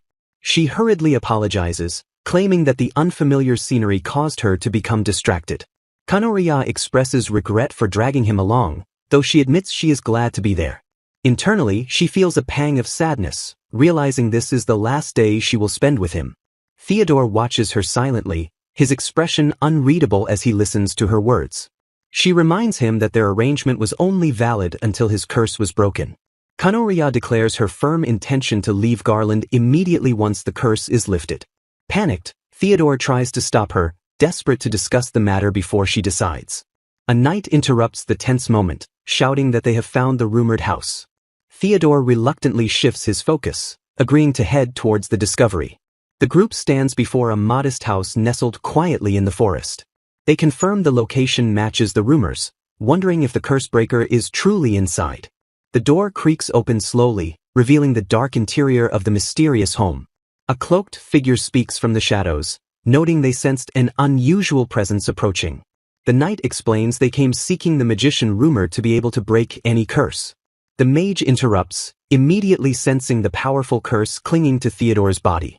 Theodore is stunned by the mage's keen perception as the figure steps closer to inspect him. The mage reaches out a hand, beginning to probe the dark magic surrounding him. Confirming their suspicions, the mage realizes they are standing before the lord of the land. The figure reveals that they are indeed the person the group has been searching for. Hopeful, Theodore asks if the mage can lift the curse, confirming the rumors were true. The mage agrees to try but warns that a thorough examination is required first. Magic swirls as the mage inspects the curse, noting that it has progressed significantly. They identify severe spiritual corrosion, correctly deducing that Theodore can no longer use magic. The mage observes the dark energy, commenting gravely on the sheer power of the curse. Finishing the examination, the mage steps back with a solemn look of understanding. They deliver the crushing verdict that the curse cannot be broken. Theodore and Kanoria freeze in shock, demanding to know why it is impossible. The mage explains that rumors are exaggerated and there are some curses even they cannot lift. They note with pity that Theodore must have crossed a truly nasty enemy to be cursed this way. Kanoria pleads desperately for a solution, knowing there is no other magician who can help. The mage offers a final apology before closing the door, leaving them in despair. Marisha stands paralyzed by helplessness, realizing there is nothing she can do. A heavy silence hangs over the scene, emphasizing the grim reality of their situation. Theodore, Marisha, and Rajul stand in stunned silence, processing the devastating outcome. Theodore turns his face away in frustration while Marisha watches him with deep concern. She clenches her fists, heartbroken that their hope of lifting the curse has been crushed. Desperate for a solution, she frantically wonders if there is anything at all she can do. She considers if there might be a way to merely push the curse back to buy time. A dark thought creeps in as she realizes failure might mean she can stay by his side. A tear forms in her eye as the conflicting emotions of relief and guilt collide. Marisha freezes in horror, realizing she felt a flicker of relief that the curse remains. Guilt consumes her as she questions if she truly prioritized her desire to stay over his cure. They walk back in silence, the unspoken truth creating a heavy barrier between them. Theodore gently touches her shoulder and suggests they return home for the day. Marisha agrees quietly while he orders Rajul to bring the carriage around. She berates herself internally, acknowledging that she put her own feelings above his health. A hooded figure watches from the shadows as the carriage prepares to depart. A bird lands on a glowing magic circle, receiving a message from the spy. The figure commands the bird to go, sending the gathered intelligence to his master. He smirks beneath his hood, confident that this news will please the person he serves. The castle stands tall under the clouds, unaware of the malicious plot brewing outside. A hand catches the bird and retrieves the scroll it carried from the forest. The recipient reads that Theodore's curse is critical and they have no way to lift it. Heinrich bursts into maniacal laughter, delighting in his rival's impending doom. He mocks the news, sneering that Theodore is already on the verge of death. Heinrich gloats about his trap of false rumors, surprised Theodore fell for it so easily. Looking at the report, he deduces that Theodore truly cannot use magic right now. With a twisted grin, he vows to ensure that Theodore dies this time for sure. Back at the castle, knights rush frantically through the halls while Marisha carries a tray. She notes that everyone has been extremely busy since that day, leaving her no chance to talk. Standing outside his door, she sadly wonders if she even has the right to worry about him anymore. Inside, Theodore looks exhausted at his desk when a knock interrupts his work. A voice calls out "Excuse me," drawing Theodore's attention as the door opens. The door clicks open as Kanoria enters the room, balancing a tray of tea and snacks in her hands. Theodore looks up in surprise, calling out her name as he registers her unexpected arrival. Kanoria suggests taking a short break, stepping into the room with a gentle concern for his well-being. She notes that he hasn't seemed to rest at all lately, her eyes scanning his tired features. Observing the cluttered room, she remarks that it is unlike the usually meticulous lord to let things become such a mess. Theodore hesitates before admitting that something did indeed happen, his expression grave. Kanoria presses him gently, admitting that being left in the dark makes her worry, prompting him to mention the battlefield. He reveals that the war with the neighboring country has been locked in a stalemate for several years. Garland had been secretly formulating a strategy to break the deadlock and end the conflict. They devised a plan to invade the neighboring country and developed a specific area for that purpose. Theodore explains that invading from that strategic point would have given them a massive advantage. To their horror, they discovered that this crucial information had leaked to the neighboring country. His expression darkens as he concludes that there is likely a traitor hiding among their own ranks. He explains that the enemy targets Garland not just for its territory but for its rare beast kin and magical ores. Given the current situation, there is a high chance the powerful Margrave of Barrows will launch a swift attack. Theodore warns that if such an attack occurs, Garland will likely fall into enemy hands. He adds that the loss of Garland would place the entire country at a severe military disadvantage. Kanoria stares in shock, realizing that the fall of Garland could lead to the collapse of the nation itself. She realizes that Theodore has been so busy lately because he is desperately trying to protect everything. Theodore grimly predicts that war will break out soon and urges her to stay in a safe place while she asks if she can help. His expression softens with a melancholic resolve as he prepares to give her a difficult instruction. Theodore commands her to run away immediately if anything happens to him, prioritizing her safety above all else. Theodore instructs Marisha to run away immediately if anything happens to him, setting a grave tone. Marisha anxiously asks if something is currently happening to him, sensing the underlying tension. He dismisses it as a worst-case scenario to calm her fears, but she questions if his life is in danger. Marisha gazes at him with deep concern, her mind racing with the implications of his warning. She realizes that his inability to use magic would be a severe disadvantage if war were to break out. The fear takes root that if an unblockable attack comes, Lord Theodore would be defenseless. She understands that his warning implies something terrible is likely to happen to her as well. Her voice trembles as she calls out to Lord Theodore, seeking clarity in the tense atmosphere. Theodore freezes, announcing that the castle's magic has just reacted to a disturbance. Marisha asks if someone broke in, and he explains that unauthorized entry alerts him and the knights. He confirms her fears, stating that the reaction definitely signifies an intrusion. Theodore prepares to join Finilara, stating that the knights are likely already hunting the intruder. Marisha refuses to stay behind, declaring firmly that she will go with him. She pleads with him, explaining that she hates sitting quietly and waiting while the castle is in danger. Conceding to her logic, Theodore agrees that staying together might be safer given the unknown threat. He commands her to come with him, and she follows without hesitation. They rush into the hallway, where a knight spots them and calls out to Lord Theodore. Theodore asks immediately if they have located the intruder. Finilara confirms their presence, but Theodore orders her to prioritize protecting Marisha over him if anything happens. Marisha objects instantly, telling him to protect himself before worrying about her. Theodore refuses, insisting that he cannot involve her further in what is solely Garland's problem.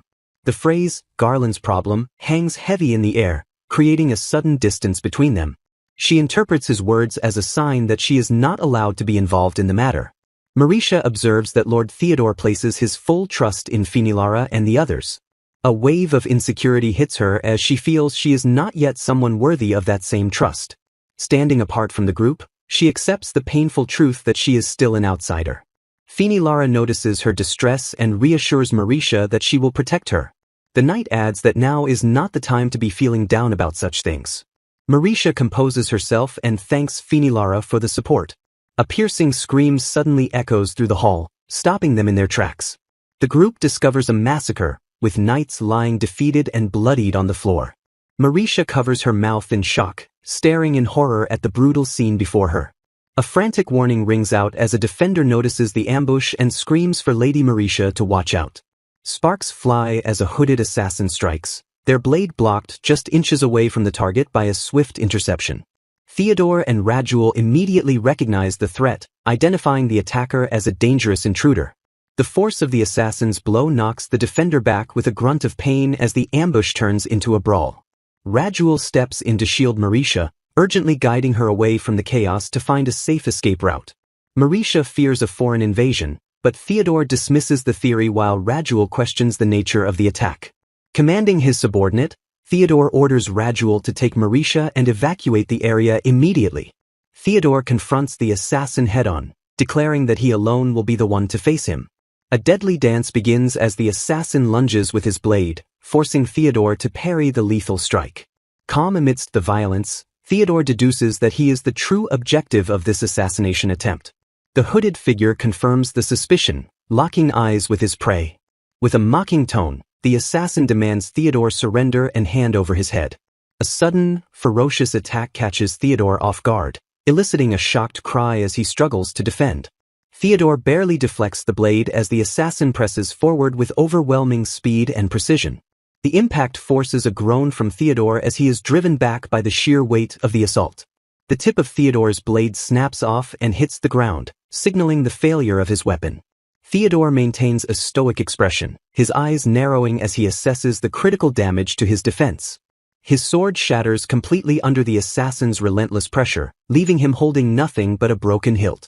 Staring at the remains of his weapon, Theodore questions if his reaction was simply too late. Undeterred, he demands to know the identity of the master who sent the spy to kill him. The assassin arrogantly refuses to answer, keeping his employer's identity a secret. Shifting tactics, the assassin summons a glowing magic circle, preparing to unleash a spell. Theodore grunts in pain as the magical energy blasts him, pinning him down.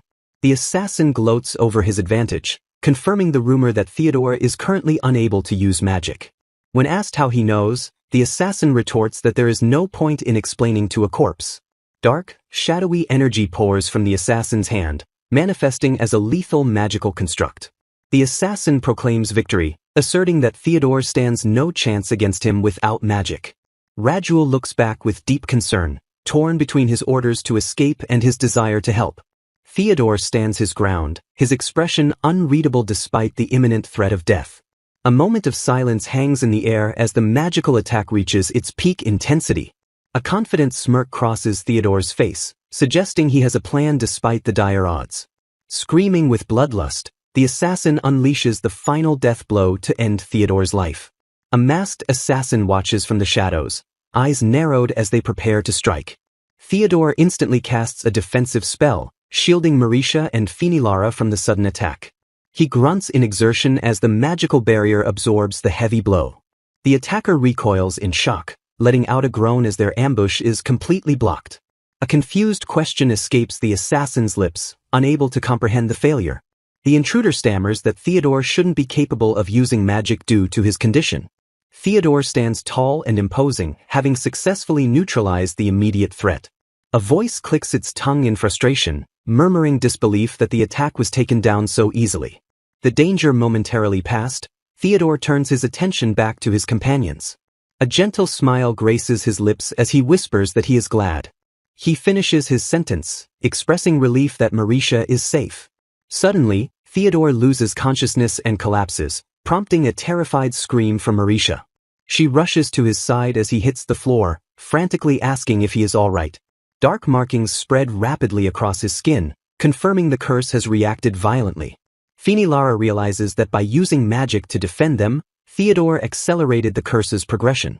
Desperate cries fill the air as they beg him to wake up and hang in there. Marisha realizes that with the curse progressed this far, simple magic channeling won't save him. She resolves to use holy magic to dispel the curse, trying to calm herself and remember her past life. Placing her hands over him, she attempts to channel the divine power needed for the cure. The magic flickers and fades, dissipating into sparks before it can take effect. Marisha stares at her hands in horror, realizing the spell failed and it's no use. Her mind races with a desperate desire to help Lord Theodore, but her power refuses to answer. She spirals into panic, questioning over and over why she cannot use it. A terrifying realization strikes her that she might still be afraid of using magic. She pleads with herself to hurry, but her fear paralyzes her as she stares at his prone form. Suddenly, a hand grasps hers firmly, interrupting her spiral of self-doubt. Theodore weakly opens his eyes, calling out her name with a strained voice. He looks up at her, his gaze steady and comforting despite his critical condition. He instructs her to listen to him carefully, commanding her attention through the panic. Gently, he tells her that if she is scared, she does not have to use magic. Marisha freezes, her eyes widening as his words pierce through her fear. He touches her face, reassuring her that this was his mistake and she shouldn't feel responsible. Theodore gently touches her face, stating that he refuses to force her into doing anything for his sake alone. With a weak smile, he thanks Marisha for everything she has done, his strength fading fast. Marisha catches him as he collapses, crying out his name in desperation as she holds him up. She freezes in shock, feeling the dead weight of his collapsing body against hers. Tears well up in her eyes as she realizes that even in his critical condition, he is still worrying about her safety. She understands that he knew she was afraid of using magic, yet prioritized her comfort over his own life in the face of danger. A single tear rolls down her cheek, landing softly as the realization hits her hard. Overcome with guilt, she berates herself for being so foolish while holding him close to her chest. Memories flood her mind of all the times he protected her, gave her kind words, and provided a place where she finally belonged. She realizes with a heavy heart that Lord Theodore has always been thinking of her well-being above all else. Shame washes over her as she admits that she had only been thinking of herself and her own fears this whole time. She acknowledges that her fear of using magic and being exploited almost cost her the chance to save the man she cares for. Steeling her resolve, she decides that using her magic is not scary compared to the alternative of losing him. With fierce determination, she concludes that the prospect of life without Lord Theodore is far more terrifying than anything else. Embracing him tightly, she confesses her love and apologizes for her past hesitation and foolishness. She checks his condition, relieved to find that the curse hasn't yet reached the deepest part of his soul. Positioning herself over him, she confidently declares that she is the only one capable of lifting this curse. A brilliant light begins to emanate from her body as she prepares to unleash her suppressed power. Rajul and his companion watch in stunned silence, witnessing the sheer magnitude of Lady Marisha's true ability. Marisha activates the spell, bathing Theodore in a powerful, purifying light to break the curse once and for all. Marisha concentrates her magic while straddling Theodore, determined to use her power to save him. She realizes that Theodore's own use of magic has caused the curse to bind even tighter to his body. Undeterred, she vows to protect the person who is so important to both of them. For the first time in her life, she feels genuinely glad to have been born a Dark Witch. She embraces her identity because this specific power is the only thing that can save him now. Dark energy swirls violently around them as Marisha pours her strength into breaking the curse. As the magic settles, Marisha apologizes for startling the onlookers who ask what just happened. She calmly announces to the stunned group that Lord Theodore's curse has been successfully lifted. Rajul and his companions stare in disbelief, struggling to process the impossible news. Theodore stirs and sits up, looking dazed as Marisha softly calls his name. He looks down at his own hands in amazement, realizing the heavy burden of the curse is gone. His subordinates rush to his side in tears, calling it a miracle and praising Marisha for saving him. Theodore offers a sincere apology to his men for causing them so much worry. Regaining his composure, he immediately orders them to go after the intruder who escaped during the chaos. The subordinates leave to follow orders, leaving Theodore and Marisha sitting alone together on the floor. Theodore breaks the silence, confirming with Marisha that she is the one who broke the curse. She smiles and confirms it, expressing her happiness that she was finally able to be of use to him. However, she somberly states that with the curse gone, her role as his fiancée has come to an end. She hesitates, her composure cracking as she struggles to voice her true feelings. Placing a hand over her heart, she confesses that she has come to love Lord Theodore. Theodore's eyes widen in genuine shock as the weight of her sudden confession hits him. He acknowledges that he knows their relationship was only supposed to last until the contract ended. He mistakenly assumes she wants to end things now, noting he understands if she wants to leave. Marisha desperately reaches out to stop him, crying out for him to please wait. She admits that it is true, she once said she wanted to end their relationship. She clarifies that she only said that because she didn't want to become a burden to him due to the curse. Theodore realizes with relief that she didn't actually want to end their relationship after all. He clenches his fist, revealing he has been agonizing over how to convince her to stay once the curse was broken. He confesses he has been thinking about this ever since the day they first met at the royal castle. Looking deeply into her eyes, Theodore finally tells Marisha that he loves her. He touches her face gently, declaring that he wants to be with her from now on as well. Cradling her cheek, he asks her to become his true fiancée, not just a contractual partner. Marisha blushes and softly agrees, leaning into Theodore's touch with a look of pure affection. Theodore confesses that he desperately wants to stay frozen in this moment with her. However, reality crashes back in as he states he must chase down the intruder who managed to escape. Marisha steps forward with determination, asking him to leave the task to her instead. She declares that she wants to prove herself and be useful to Garland in this crisis. The cloaked intruder sprints desperately through the stone ruins, trying to put distance between themselves and the castle. Marisha activates her detection magic to track the fleeing enemy, urging the group to follow. The knights spot them approaching and shout out to Lord Theodore and Marisha. One knight points frantically down a corridor, shouting that the intruder went that way. A voice cries out that they have the target, signaling the trap is sprung. The assassin skids to a halt, blindsided by a sudden magical ambush. Magical bars slam down from the ground, trapping the intruder inside a glowing cage. The captured spy clicks their tongue in bitter frustration, realizing escape is impossible. Theodore stares coldly through the bars, demanding to know who ordered this infiltration. The prisoner remains obstinately silent, refusing to meet the Lord's gaze. Theodore presses the interrogation, warning that silence is not an option in this situation. The assassin trembles, terrified that person will kill them if they dare to talk. Theodore cuts through the fear, promising that he will not take the assassin's life if they speak. He demands to know if the assassin was targeting him specifically on someone's orders. Broken by the assurance of safety, the intruder finally admits who sent them. The names drop like a bomb. It was Prince Heinrich and Margrave Barrows working together. Marisha is horrified, shocked that the Margrave of a neighboring country is involved in this conspiracy.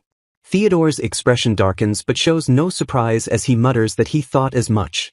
He orders Raduel and Finilara to drag the prisoner to the dungeon immediately. Turning his back on the scene, he calls out Marisha's name. He asks her to accompany him to his room. He states gravely that there is something important he wants to talk about. Later in his chambers, they sit together on the sofa, the air heavy with tension. Marisha looks down in silence, her mind racing over the revelation about the prince and Margrave. Theodore breaks the silence, noting that she must be wondering why he wasn't surprised by Heinrich's name. Marisha quietly confirms that is exactly what she is thinking. She asks if he already knew the culprit, and Theodore admits that he did. Theodore warns Marisha that what he is about to say might be difficult for her to hear, preparing her for a painful truth. He confesses that his life has been targeted by Prince Heinrich countless times in the past, revealing a history of assassination attempts. Marisha is confused, arguing that as the border protector, he should be vital to the royal family and questions why this is happening. A heavy silence falls as he prepares to reveal his true identity to her. He drops the stunning revelation that he is actually Prince Heinrich's younger brother. Marisha freezes in shock, her mind struggling to process the sudden information. The reality sinks in as she repeats the fact that Theodore is the prince's brother, trying to make sense of it.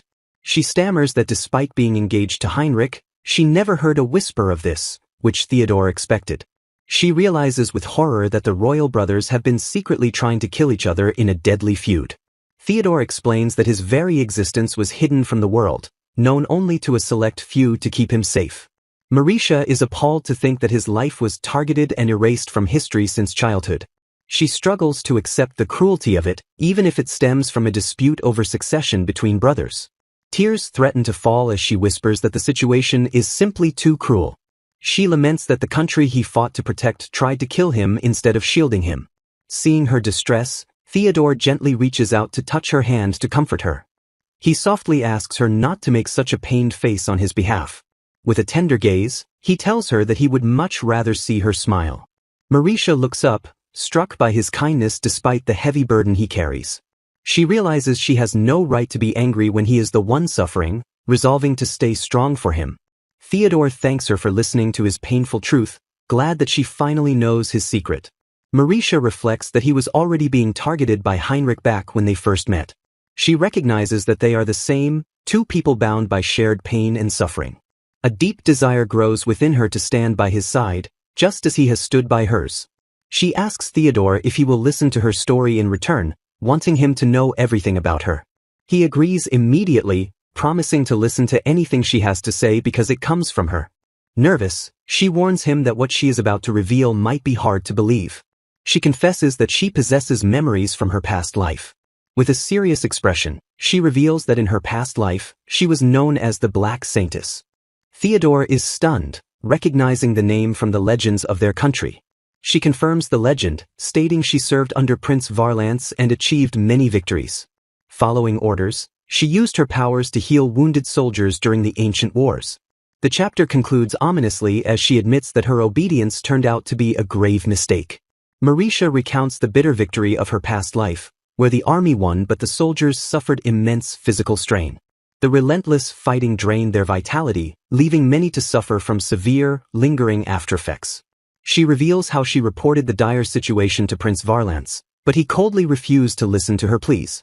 To the prince, the soldiers and Marisha herself were nothing more than disposable tools to be used and discarded. Once the war ended and she became a nuisance, Prince Varlance betrayed her and ordered her execution. Marisha finishes her confession, revealing that this tragic history was who she was in her past life. Theodore clenches his fist in fury, declaring the prince's actions absolutely unforgivable. Marisha looks up in surprise, unsure how to process his immediate and intense anger on her behalf. She hesitantly asks if he truly believes such an incredible story about her past life. Theodore assures her there is no reason to doubt her, realizing her past trauma explains why she couldn't use magic even after her memories returned. He insists her death was his failure for being unable to save her back then, not her fault. Marisha is moved that he blames himself for a burden he shouldn't carry, thanking him for believing in and saving her now. Theodore holds her close and makes a solemn vow to protect her from ever suffering like that again. He promises that he will never let the current Marisha go through such pain. Marisha's eyes fill with tears as she listens to his heartfelt promise. Theodore gently asks her to stop worrying and simply stay right here by his side.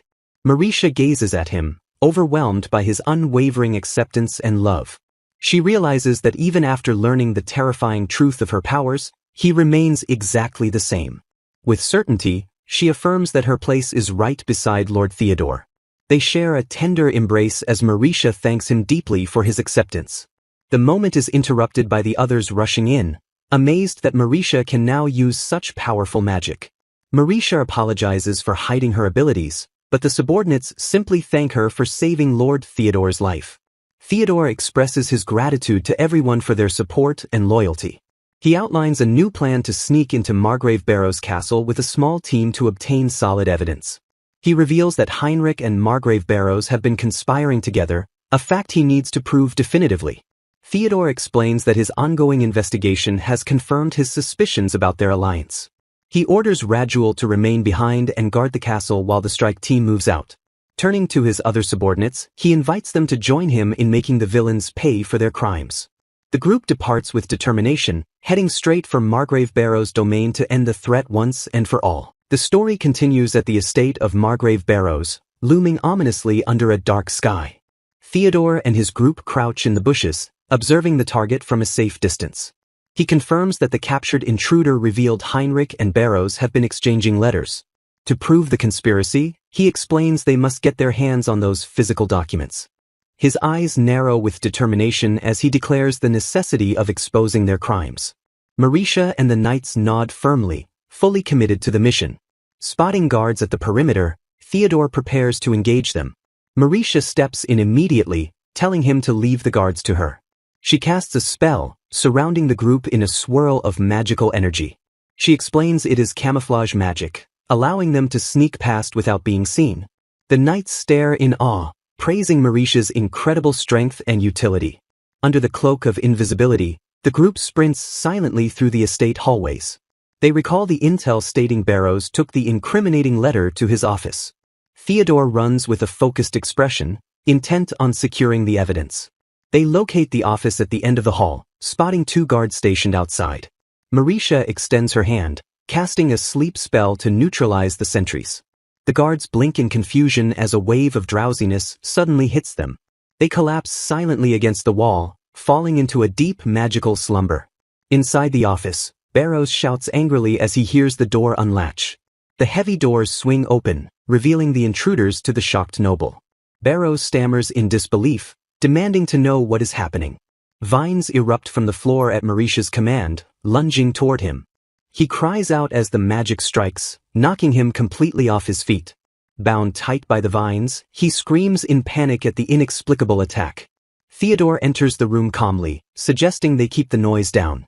Barrows looks up in horror, instantly recognizing Theodore Garland. Theodore confronts him with the intel about his collusion with Prince Heinrich. He states coldly that he came personally to verify if the rumors were true. Sweating profusely, Barrows stammers a weak denial, calling it nonsense. A knight reports finding nothing suspicious while Barrows yells about an international incident. Theodore ignores the outburst, deducing that such a document would be well hidden. His gaze sharpens as he focuses on a specific book on the shelf that seems out of place. Theodore pulls a specific book from the shelf, triggering a hidden mechanism. A sharp click echoes through the room as the shelf begins to move. Marisha watches in realization as the secret passage reveals itself. The heavy bookcase swings open with a low rumble, exposing a hidden chamber. Dust motes dance in the air as the dark entrance beckons them inside. They step into the secret room, scanning the shadows for anything of value. Theodore notes that the enemy likely never expected them to discover this hidden cache. Examining the documents, he finds detailed layouts of Garland and plans for a surprise attack. He confirms the handwriting and wax seal belong unmistakably to Lord Heinrich. The evidence proves Heinrich conspired with the neighboring country to destroy Garland. Theodore confronts Margrave Barrows, ordering him to surrender immediately as his plan has failed. The Margrave sighs in defeat, realizing there is no escape. He hangs his head and admits that he has completely lost. With the plot exposed and the invasion thwarted, the neighboring country is forced to surrender. Peace negotiations begin immediately, resulting in the enemy ceding territory to Eldemia. A ceasefire is officially established, bringing an end to the looming threat of war. Time passes as the kingdom recovers from the near disaster. Peace returns to the land, but the internal battle is far from over. News arrives that the king is hosting a party at the royal castle to honor Theodore's achievement. Theodore acknowledges the invitation, knowing the event will be crawling with royals and nobles. He gazes out the window, his mind set on the next phase of his plan. He declares that they will use this very party to expose Heinrich's treason to the world. Marisha looks at him with concern, weighing the risks of such a public accusation. She worries that the king and queen will not easily accept the truth about their favorite son. She points out that the royal couple has spent years hiding Theodore while favoring Heinrich.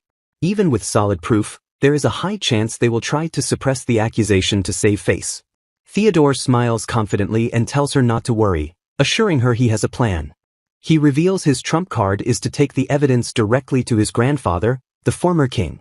He explains that the former king was a brilliant ruler who is still deeply trusted by the people. Although he stepped down due to illness, his influence remains stronger than the current monarchs. If the former king backs their accusation, the current king and queen will have no choice but to obey. Theodore recalls his grandfather fondly, remembering the man he knew before the feud tore them apart. Theodore strategizes with intensity, insisting that keeping the king in the dark about Marisha's mistreatment is the key to their advantage. He explains that they need to find an ally within the royal family who will treat them fairly and judge the situation without bias. Confidence radiates from him as he declares that sending the evidence to the former king, a man who puts the country first, will secure their victory. He assures Marisha that with such powerful support, her accusation against the corrupt royals is guaranteed to succeed. Changing the subject with a tender smile, Theodore asks his fiancée if she will stand by his side at the upcoming party. Marisha agrees without hesitation, her eyes shining with devotion as she promises to be there with him. Preparations begin in a whirlwind of activity as maids fit Marisha for a dress while Theodore tirelessly pens urgent letters. On the day of the party, Finilara rushes through the halls, frantically urging Lady Marisha to hurry up. With a dramatic flourish, Finilara opens the doors to reveal Marisha's transformation to the waiting lord.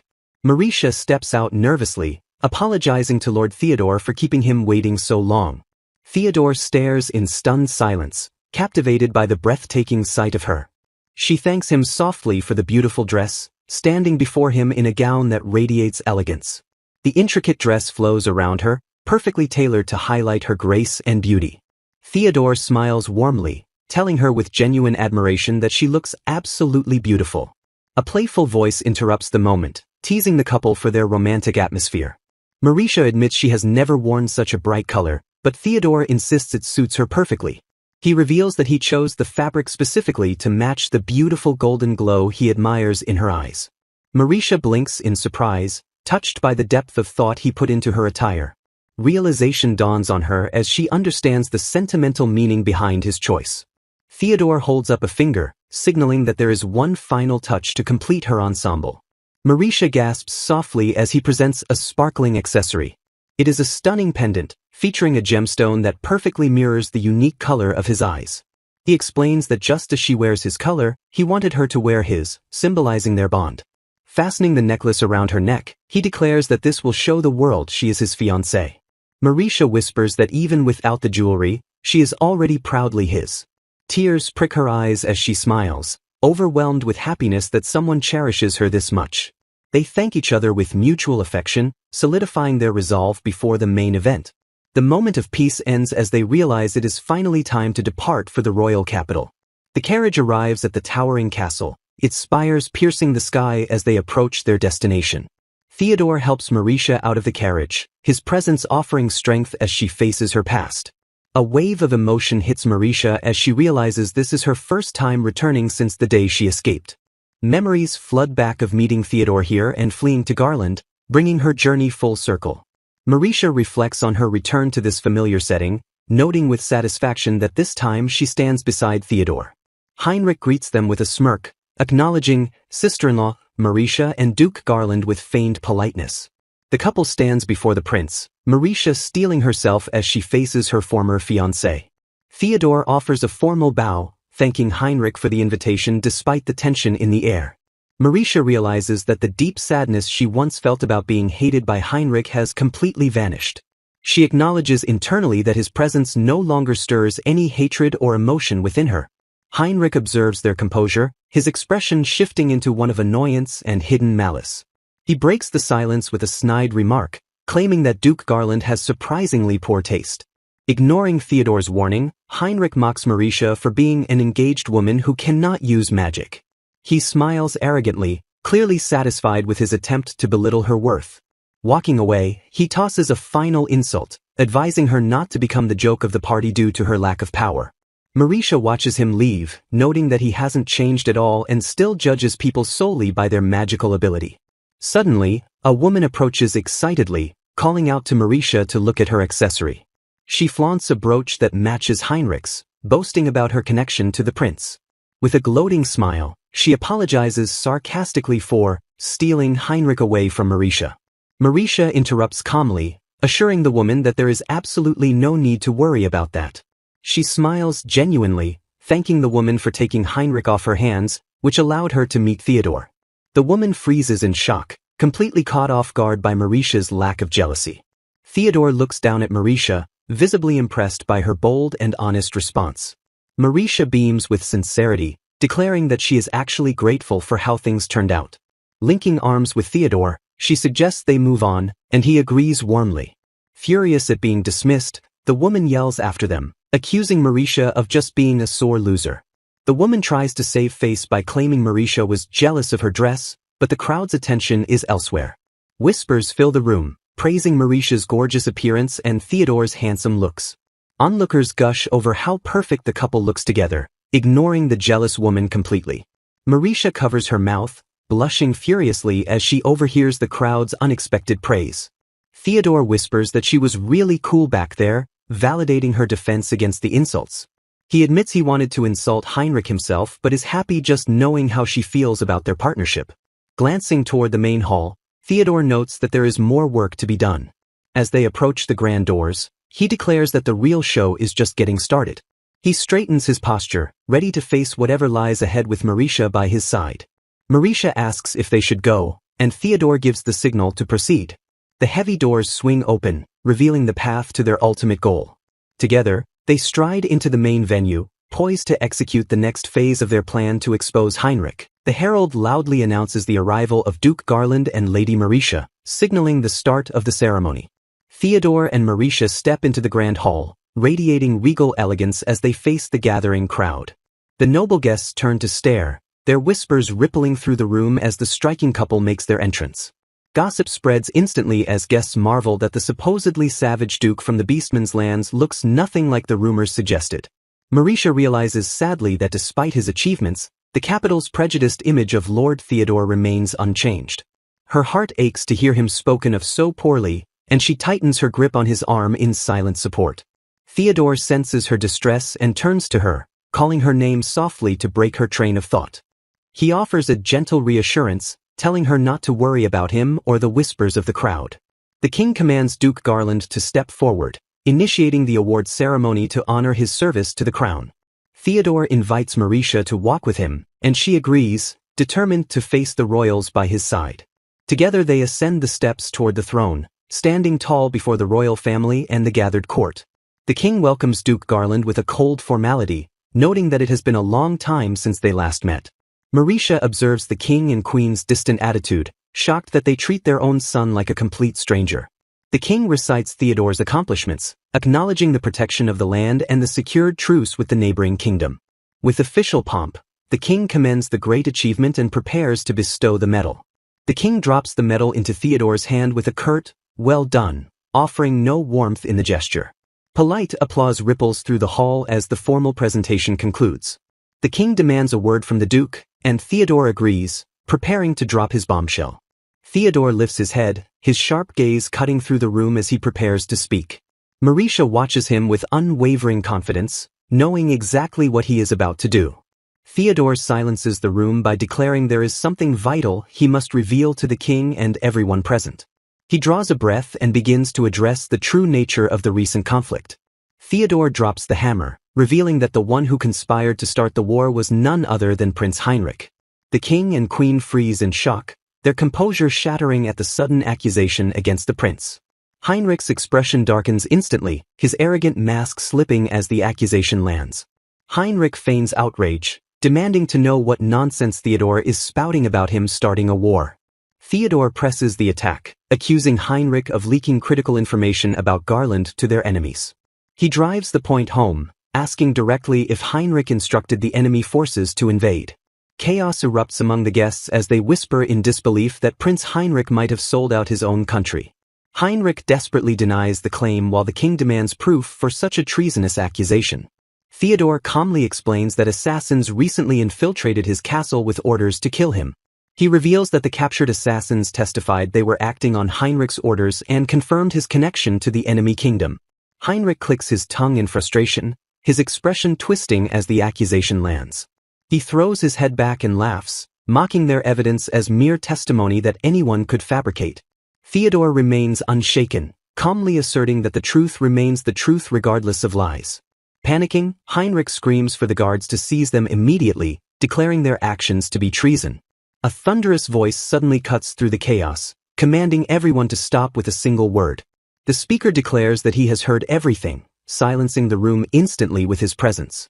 Heinrich freezes in disbelief, his eyes widening as he recognizes the man stepping forward. The former King Albrecht reveals himself, his majestic presence shocking everyone in the hall. Heinrich stammers in terror, unable to comprehend why His Majesty Albrecht has appeared in person. Albrecht states coldly that he wouldn't have needed to intervene if Heinrich had simply made the right judgment. Turning to his allies, the king praises Theodore and Mauricia for their splendid efforts in uncovering the truth. Theodore bows respectfully, accepting the high praise with a humble response. Albrecht's gaze hardens as he turns back to face the trembling Prince Heinrich. He challenges the prince, asking if he still intends to resist even after witnessing this intervention. Heinrich gasps in horror as the king produces a damning piece of physical evidence. Albrecht holds up the letter sent to Margrave Barrows, revealing it was entrusted to him by Theodore. He points out the crown prince's wax seal and Heinrich's own handwriting, detailing classified information about Garland. The king admonishes his son, calling him careless for leaving behind such undeniable proof of his treachery. He theorizes that the Margrave likely kept the letter to blackmail Heinrich later. Albrecht notes that the enemy stored the incriminating document quite safely, much to Heinrich's detriment. He lectures Heinrich, suggesting that perhaps the prince only intended to target Theodore out of spite. However, the king condemns him, stating that his petty actions ultimately benefited the nation's enemies. He presses the attack, asking if Heinrich realized that Garland's fall would endanger the entire country. Heinrich grinds his teeth in frustration, cornered by the undeniable logic of his father's words. He mutters a weak denial, trying desperately to reject the reality closing in on him. Clutching his head in a mental breakdown, Heinrich screams that it wasn't supposed to end this way. He rants deliriously about his plan to become the greatest king by conquering the neighbor after removing Theodore. Glaring with pure hatred, he blames Theodore for always standing in his path to glory. His voice drips with venom as he wishes that Theodore simply didn't exist. A twisted smile forms on his face as he locks eyes with his rival, resolving to end this now. Unleashing a sudden torrent of magic, Heinrich screams that he just needs Theodore to die. Theodore stands firm against the onslaught, bracing himself as the prince's lethal magic explodes toward him. Marisha dashes in front of Theodore, shouting his name to warn him of the incoming attack. She stands her ground and successfully deflects the magical blast, shielding Theodore from harm. Heinrich stares in utter disbelief, unable to comprehend how his spell was blocked. He stammers in shock, questioning how she could possibly deflect his magic. Marisha reveals a magical pendant, explaining that she can use magic through it despite his assumptions. She fiercely declares that she will never let him lay a hand on Theodore ever again. King Albrecht points a finger, ordering his guards to place a restraint on Heinrich immediately. The guards seize the prince as he struggles and demands to know if they realize who he is. A heavy metal bracelet clamps onto Heinrich's wrist with a resounding click. Heinrich realizes with horror that he has been shackled with a magic sealing bracelet. The former king addresses the assembly, announcing that it is time for everyone to hear the real truth.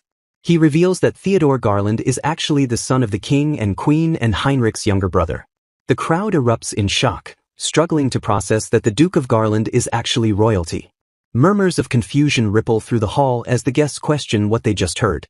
Albrecht explains that Heinrich concealed Theodore's existence because he coveted the throne for himself. He exposes the depth of Heinrich's depravity, revealing that the prince even tried to take Theodore's life. Albrecht states firmly that anyone who uses their power to harm others has no need for magic. He pronounces the sentence, declaring that Heinrich is stripped of his magic for life. Heinrich is struck with terror, stammering in disbelief at the prospect of losing his power. He screams for King Albrecht to forgive him and frantically begs for the bracelet to be removed. The narrative notes the irony that the prince who valued magic above all else is now rendered powerless. Desperate and broken, Heinrich crawls to Theodore and Marisha, admitting he was wrong. He shrieks hysterically, begging them to stop this punishment. Theodore looks down at his brother with a cold, expressionless gaze while Marisha watches silently. A flat refusal meets his bargaining attempts as the queen tries to restrain the frantic prince. The decree is enacted, formally stripping Heinrich of his title as crown prince. His parents look down at him with expressions of grim resignation and disappointment. The gathered nobles whisper among themselves, witnessing the spectacular fall of the prince. Albrecht declares that Theodore will take his brother's place as the new crown prince. Guards drag the disgraced prince and his accomplice away as Albrecht orders their removal. Heinrich screams that this cannot be allowed, clinging desperately to his status. His accomplice struggles against the guards, demanding to know what they think they are doing. The former king condemns Heinrich's actions, declaring that after such arrogance and tyranny, no one will follow him anymore. A heavy silence falls over the balcony as the weight of the king's judgment settles upon the scene. Turning away from the disgraced prince, the former king addresses Theodore with a solemn and expectant expression. He asserts that Theodore, who understands the pain of the people better than anyone, is the one truly fit to stand by them. Extending a hand, he commands Theodore to prove his strength and take his place to learn as the new crown prince. Theodore stands tall, his chest swelling with the gravity of the moment and the responsibility being bestowed upon him. With a bow of deep respect and unwavering resolve, Theodore accepts the command with a firm affirmation. Gasps of shock and awe ripple through the gathered nobility below as the proclamation echoes in the grand hall. The official announcement rings out clearly, declaring that Lord Theodore is now the crown prince of the kingdom. Amidst the cheering and commotion, Theodore turns his gentle gaze toward Marisha standing silently beside him. He softly asks why she is crying as he notices the tears streaming down her face. Marisha smiles through her tears, confessing she is simply overwhelmed with happiness that everyone has finally recognized his true worth. Theodore looks at her warmly, insisting that this achievement would never have been possible without her presence. He grasps her hand firmly, asking her to walk beside him from here on as they work to better the country together. United in purpose, the new crown prince and his fiancée stand hand in hand, ready to face the future. News of the event spreads rapidly, with headlines proclaiming Duke Theodore Garland's ascension to crown prince. Elsewhere, Heinrich reads the report with trembling hands, crushing the paper as his expression twists into a mask of dark fury. His supporters sit in stunned disbelief, unable to process the reality that Theodore has been named crown prince. Consumed by jealousy and rage, Heinrich internally screams that he will never accept this outcome. His sycophants fuel his delusion, insisting that he is the one with the rightful claim to the throne and should be king. Heinrich agrees with a sinister intensity, his mind snapping as he refuses to let go of his ambition. He lashes out violently in his imagination, envisioning a strike against those who have usurped his place. A terrifying resolve washes over him as he vows that if he cannot become king, he will take drastic measures to change fate.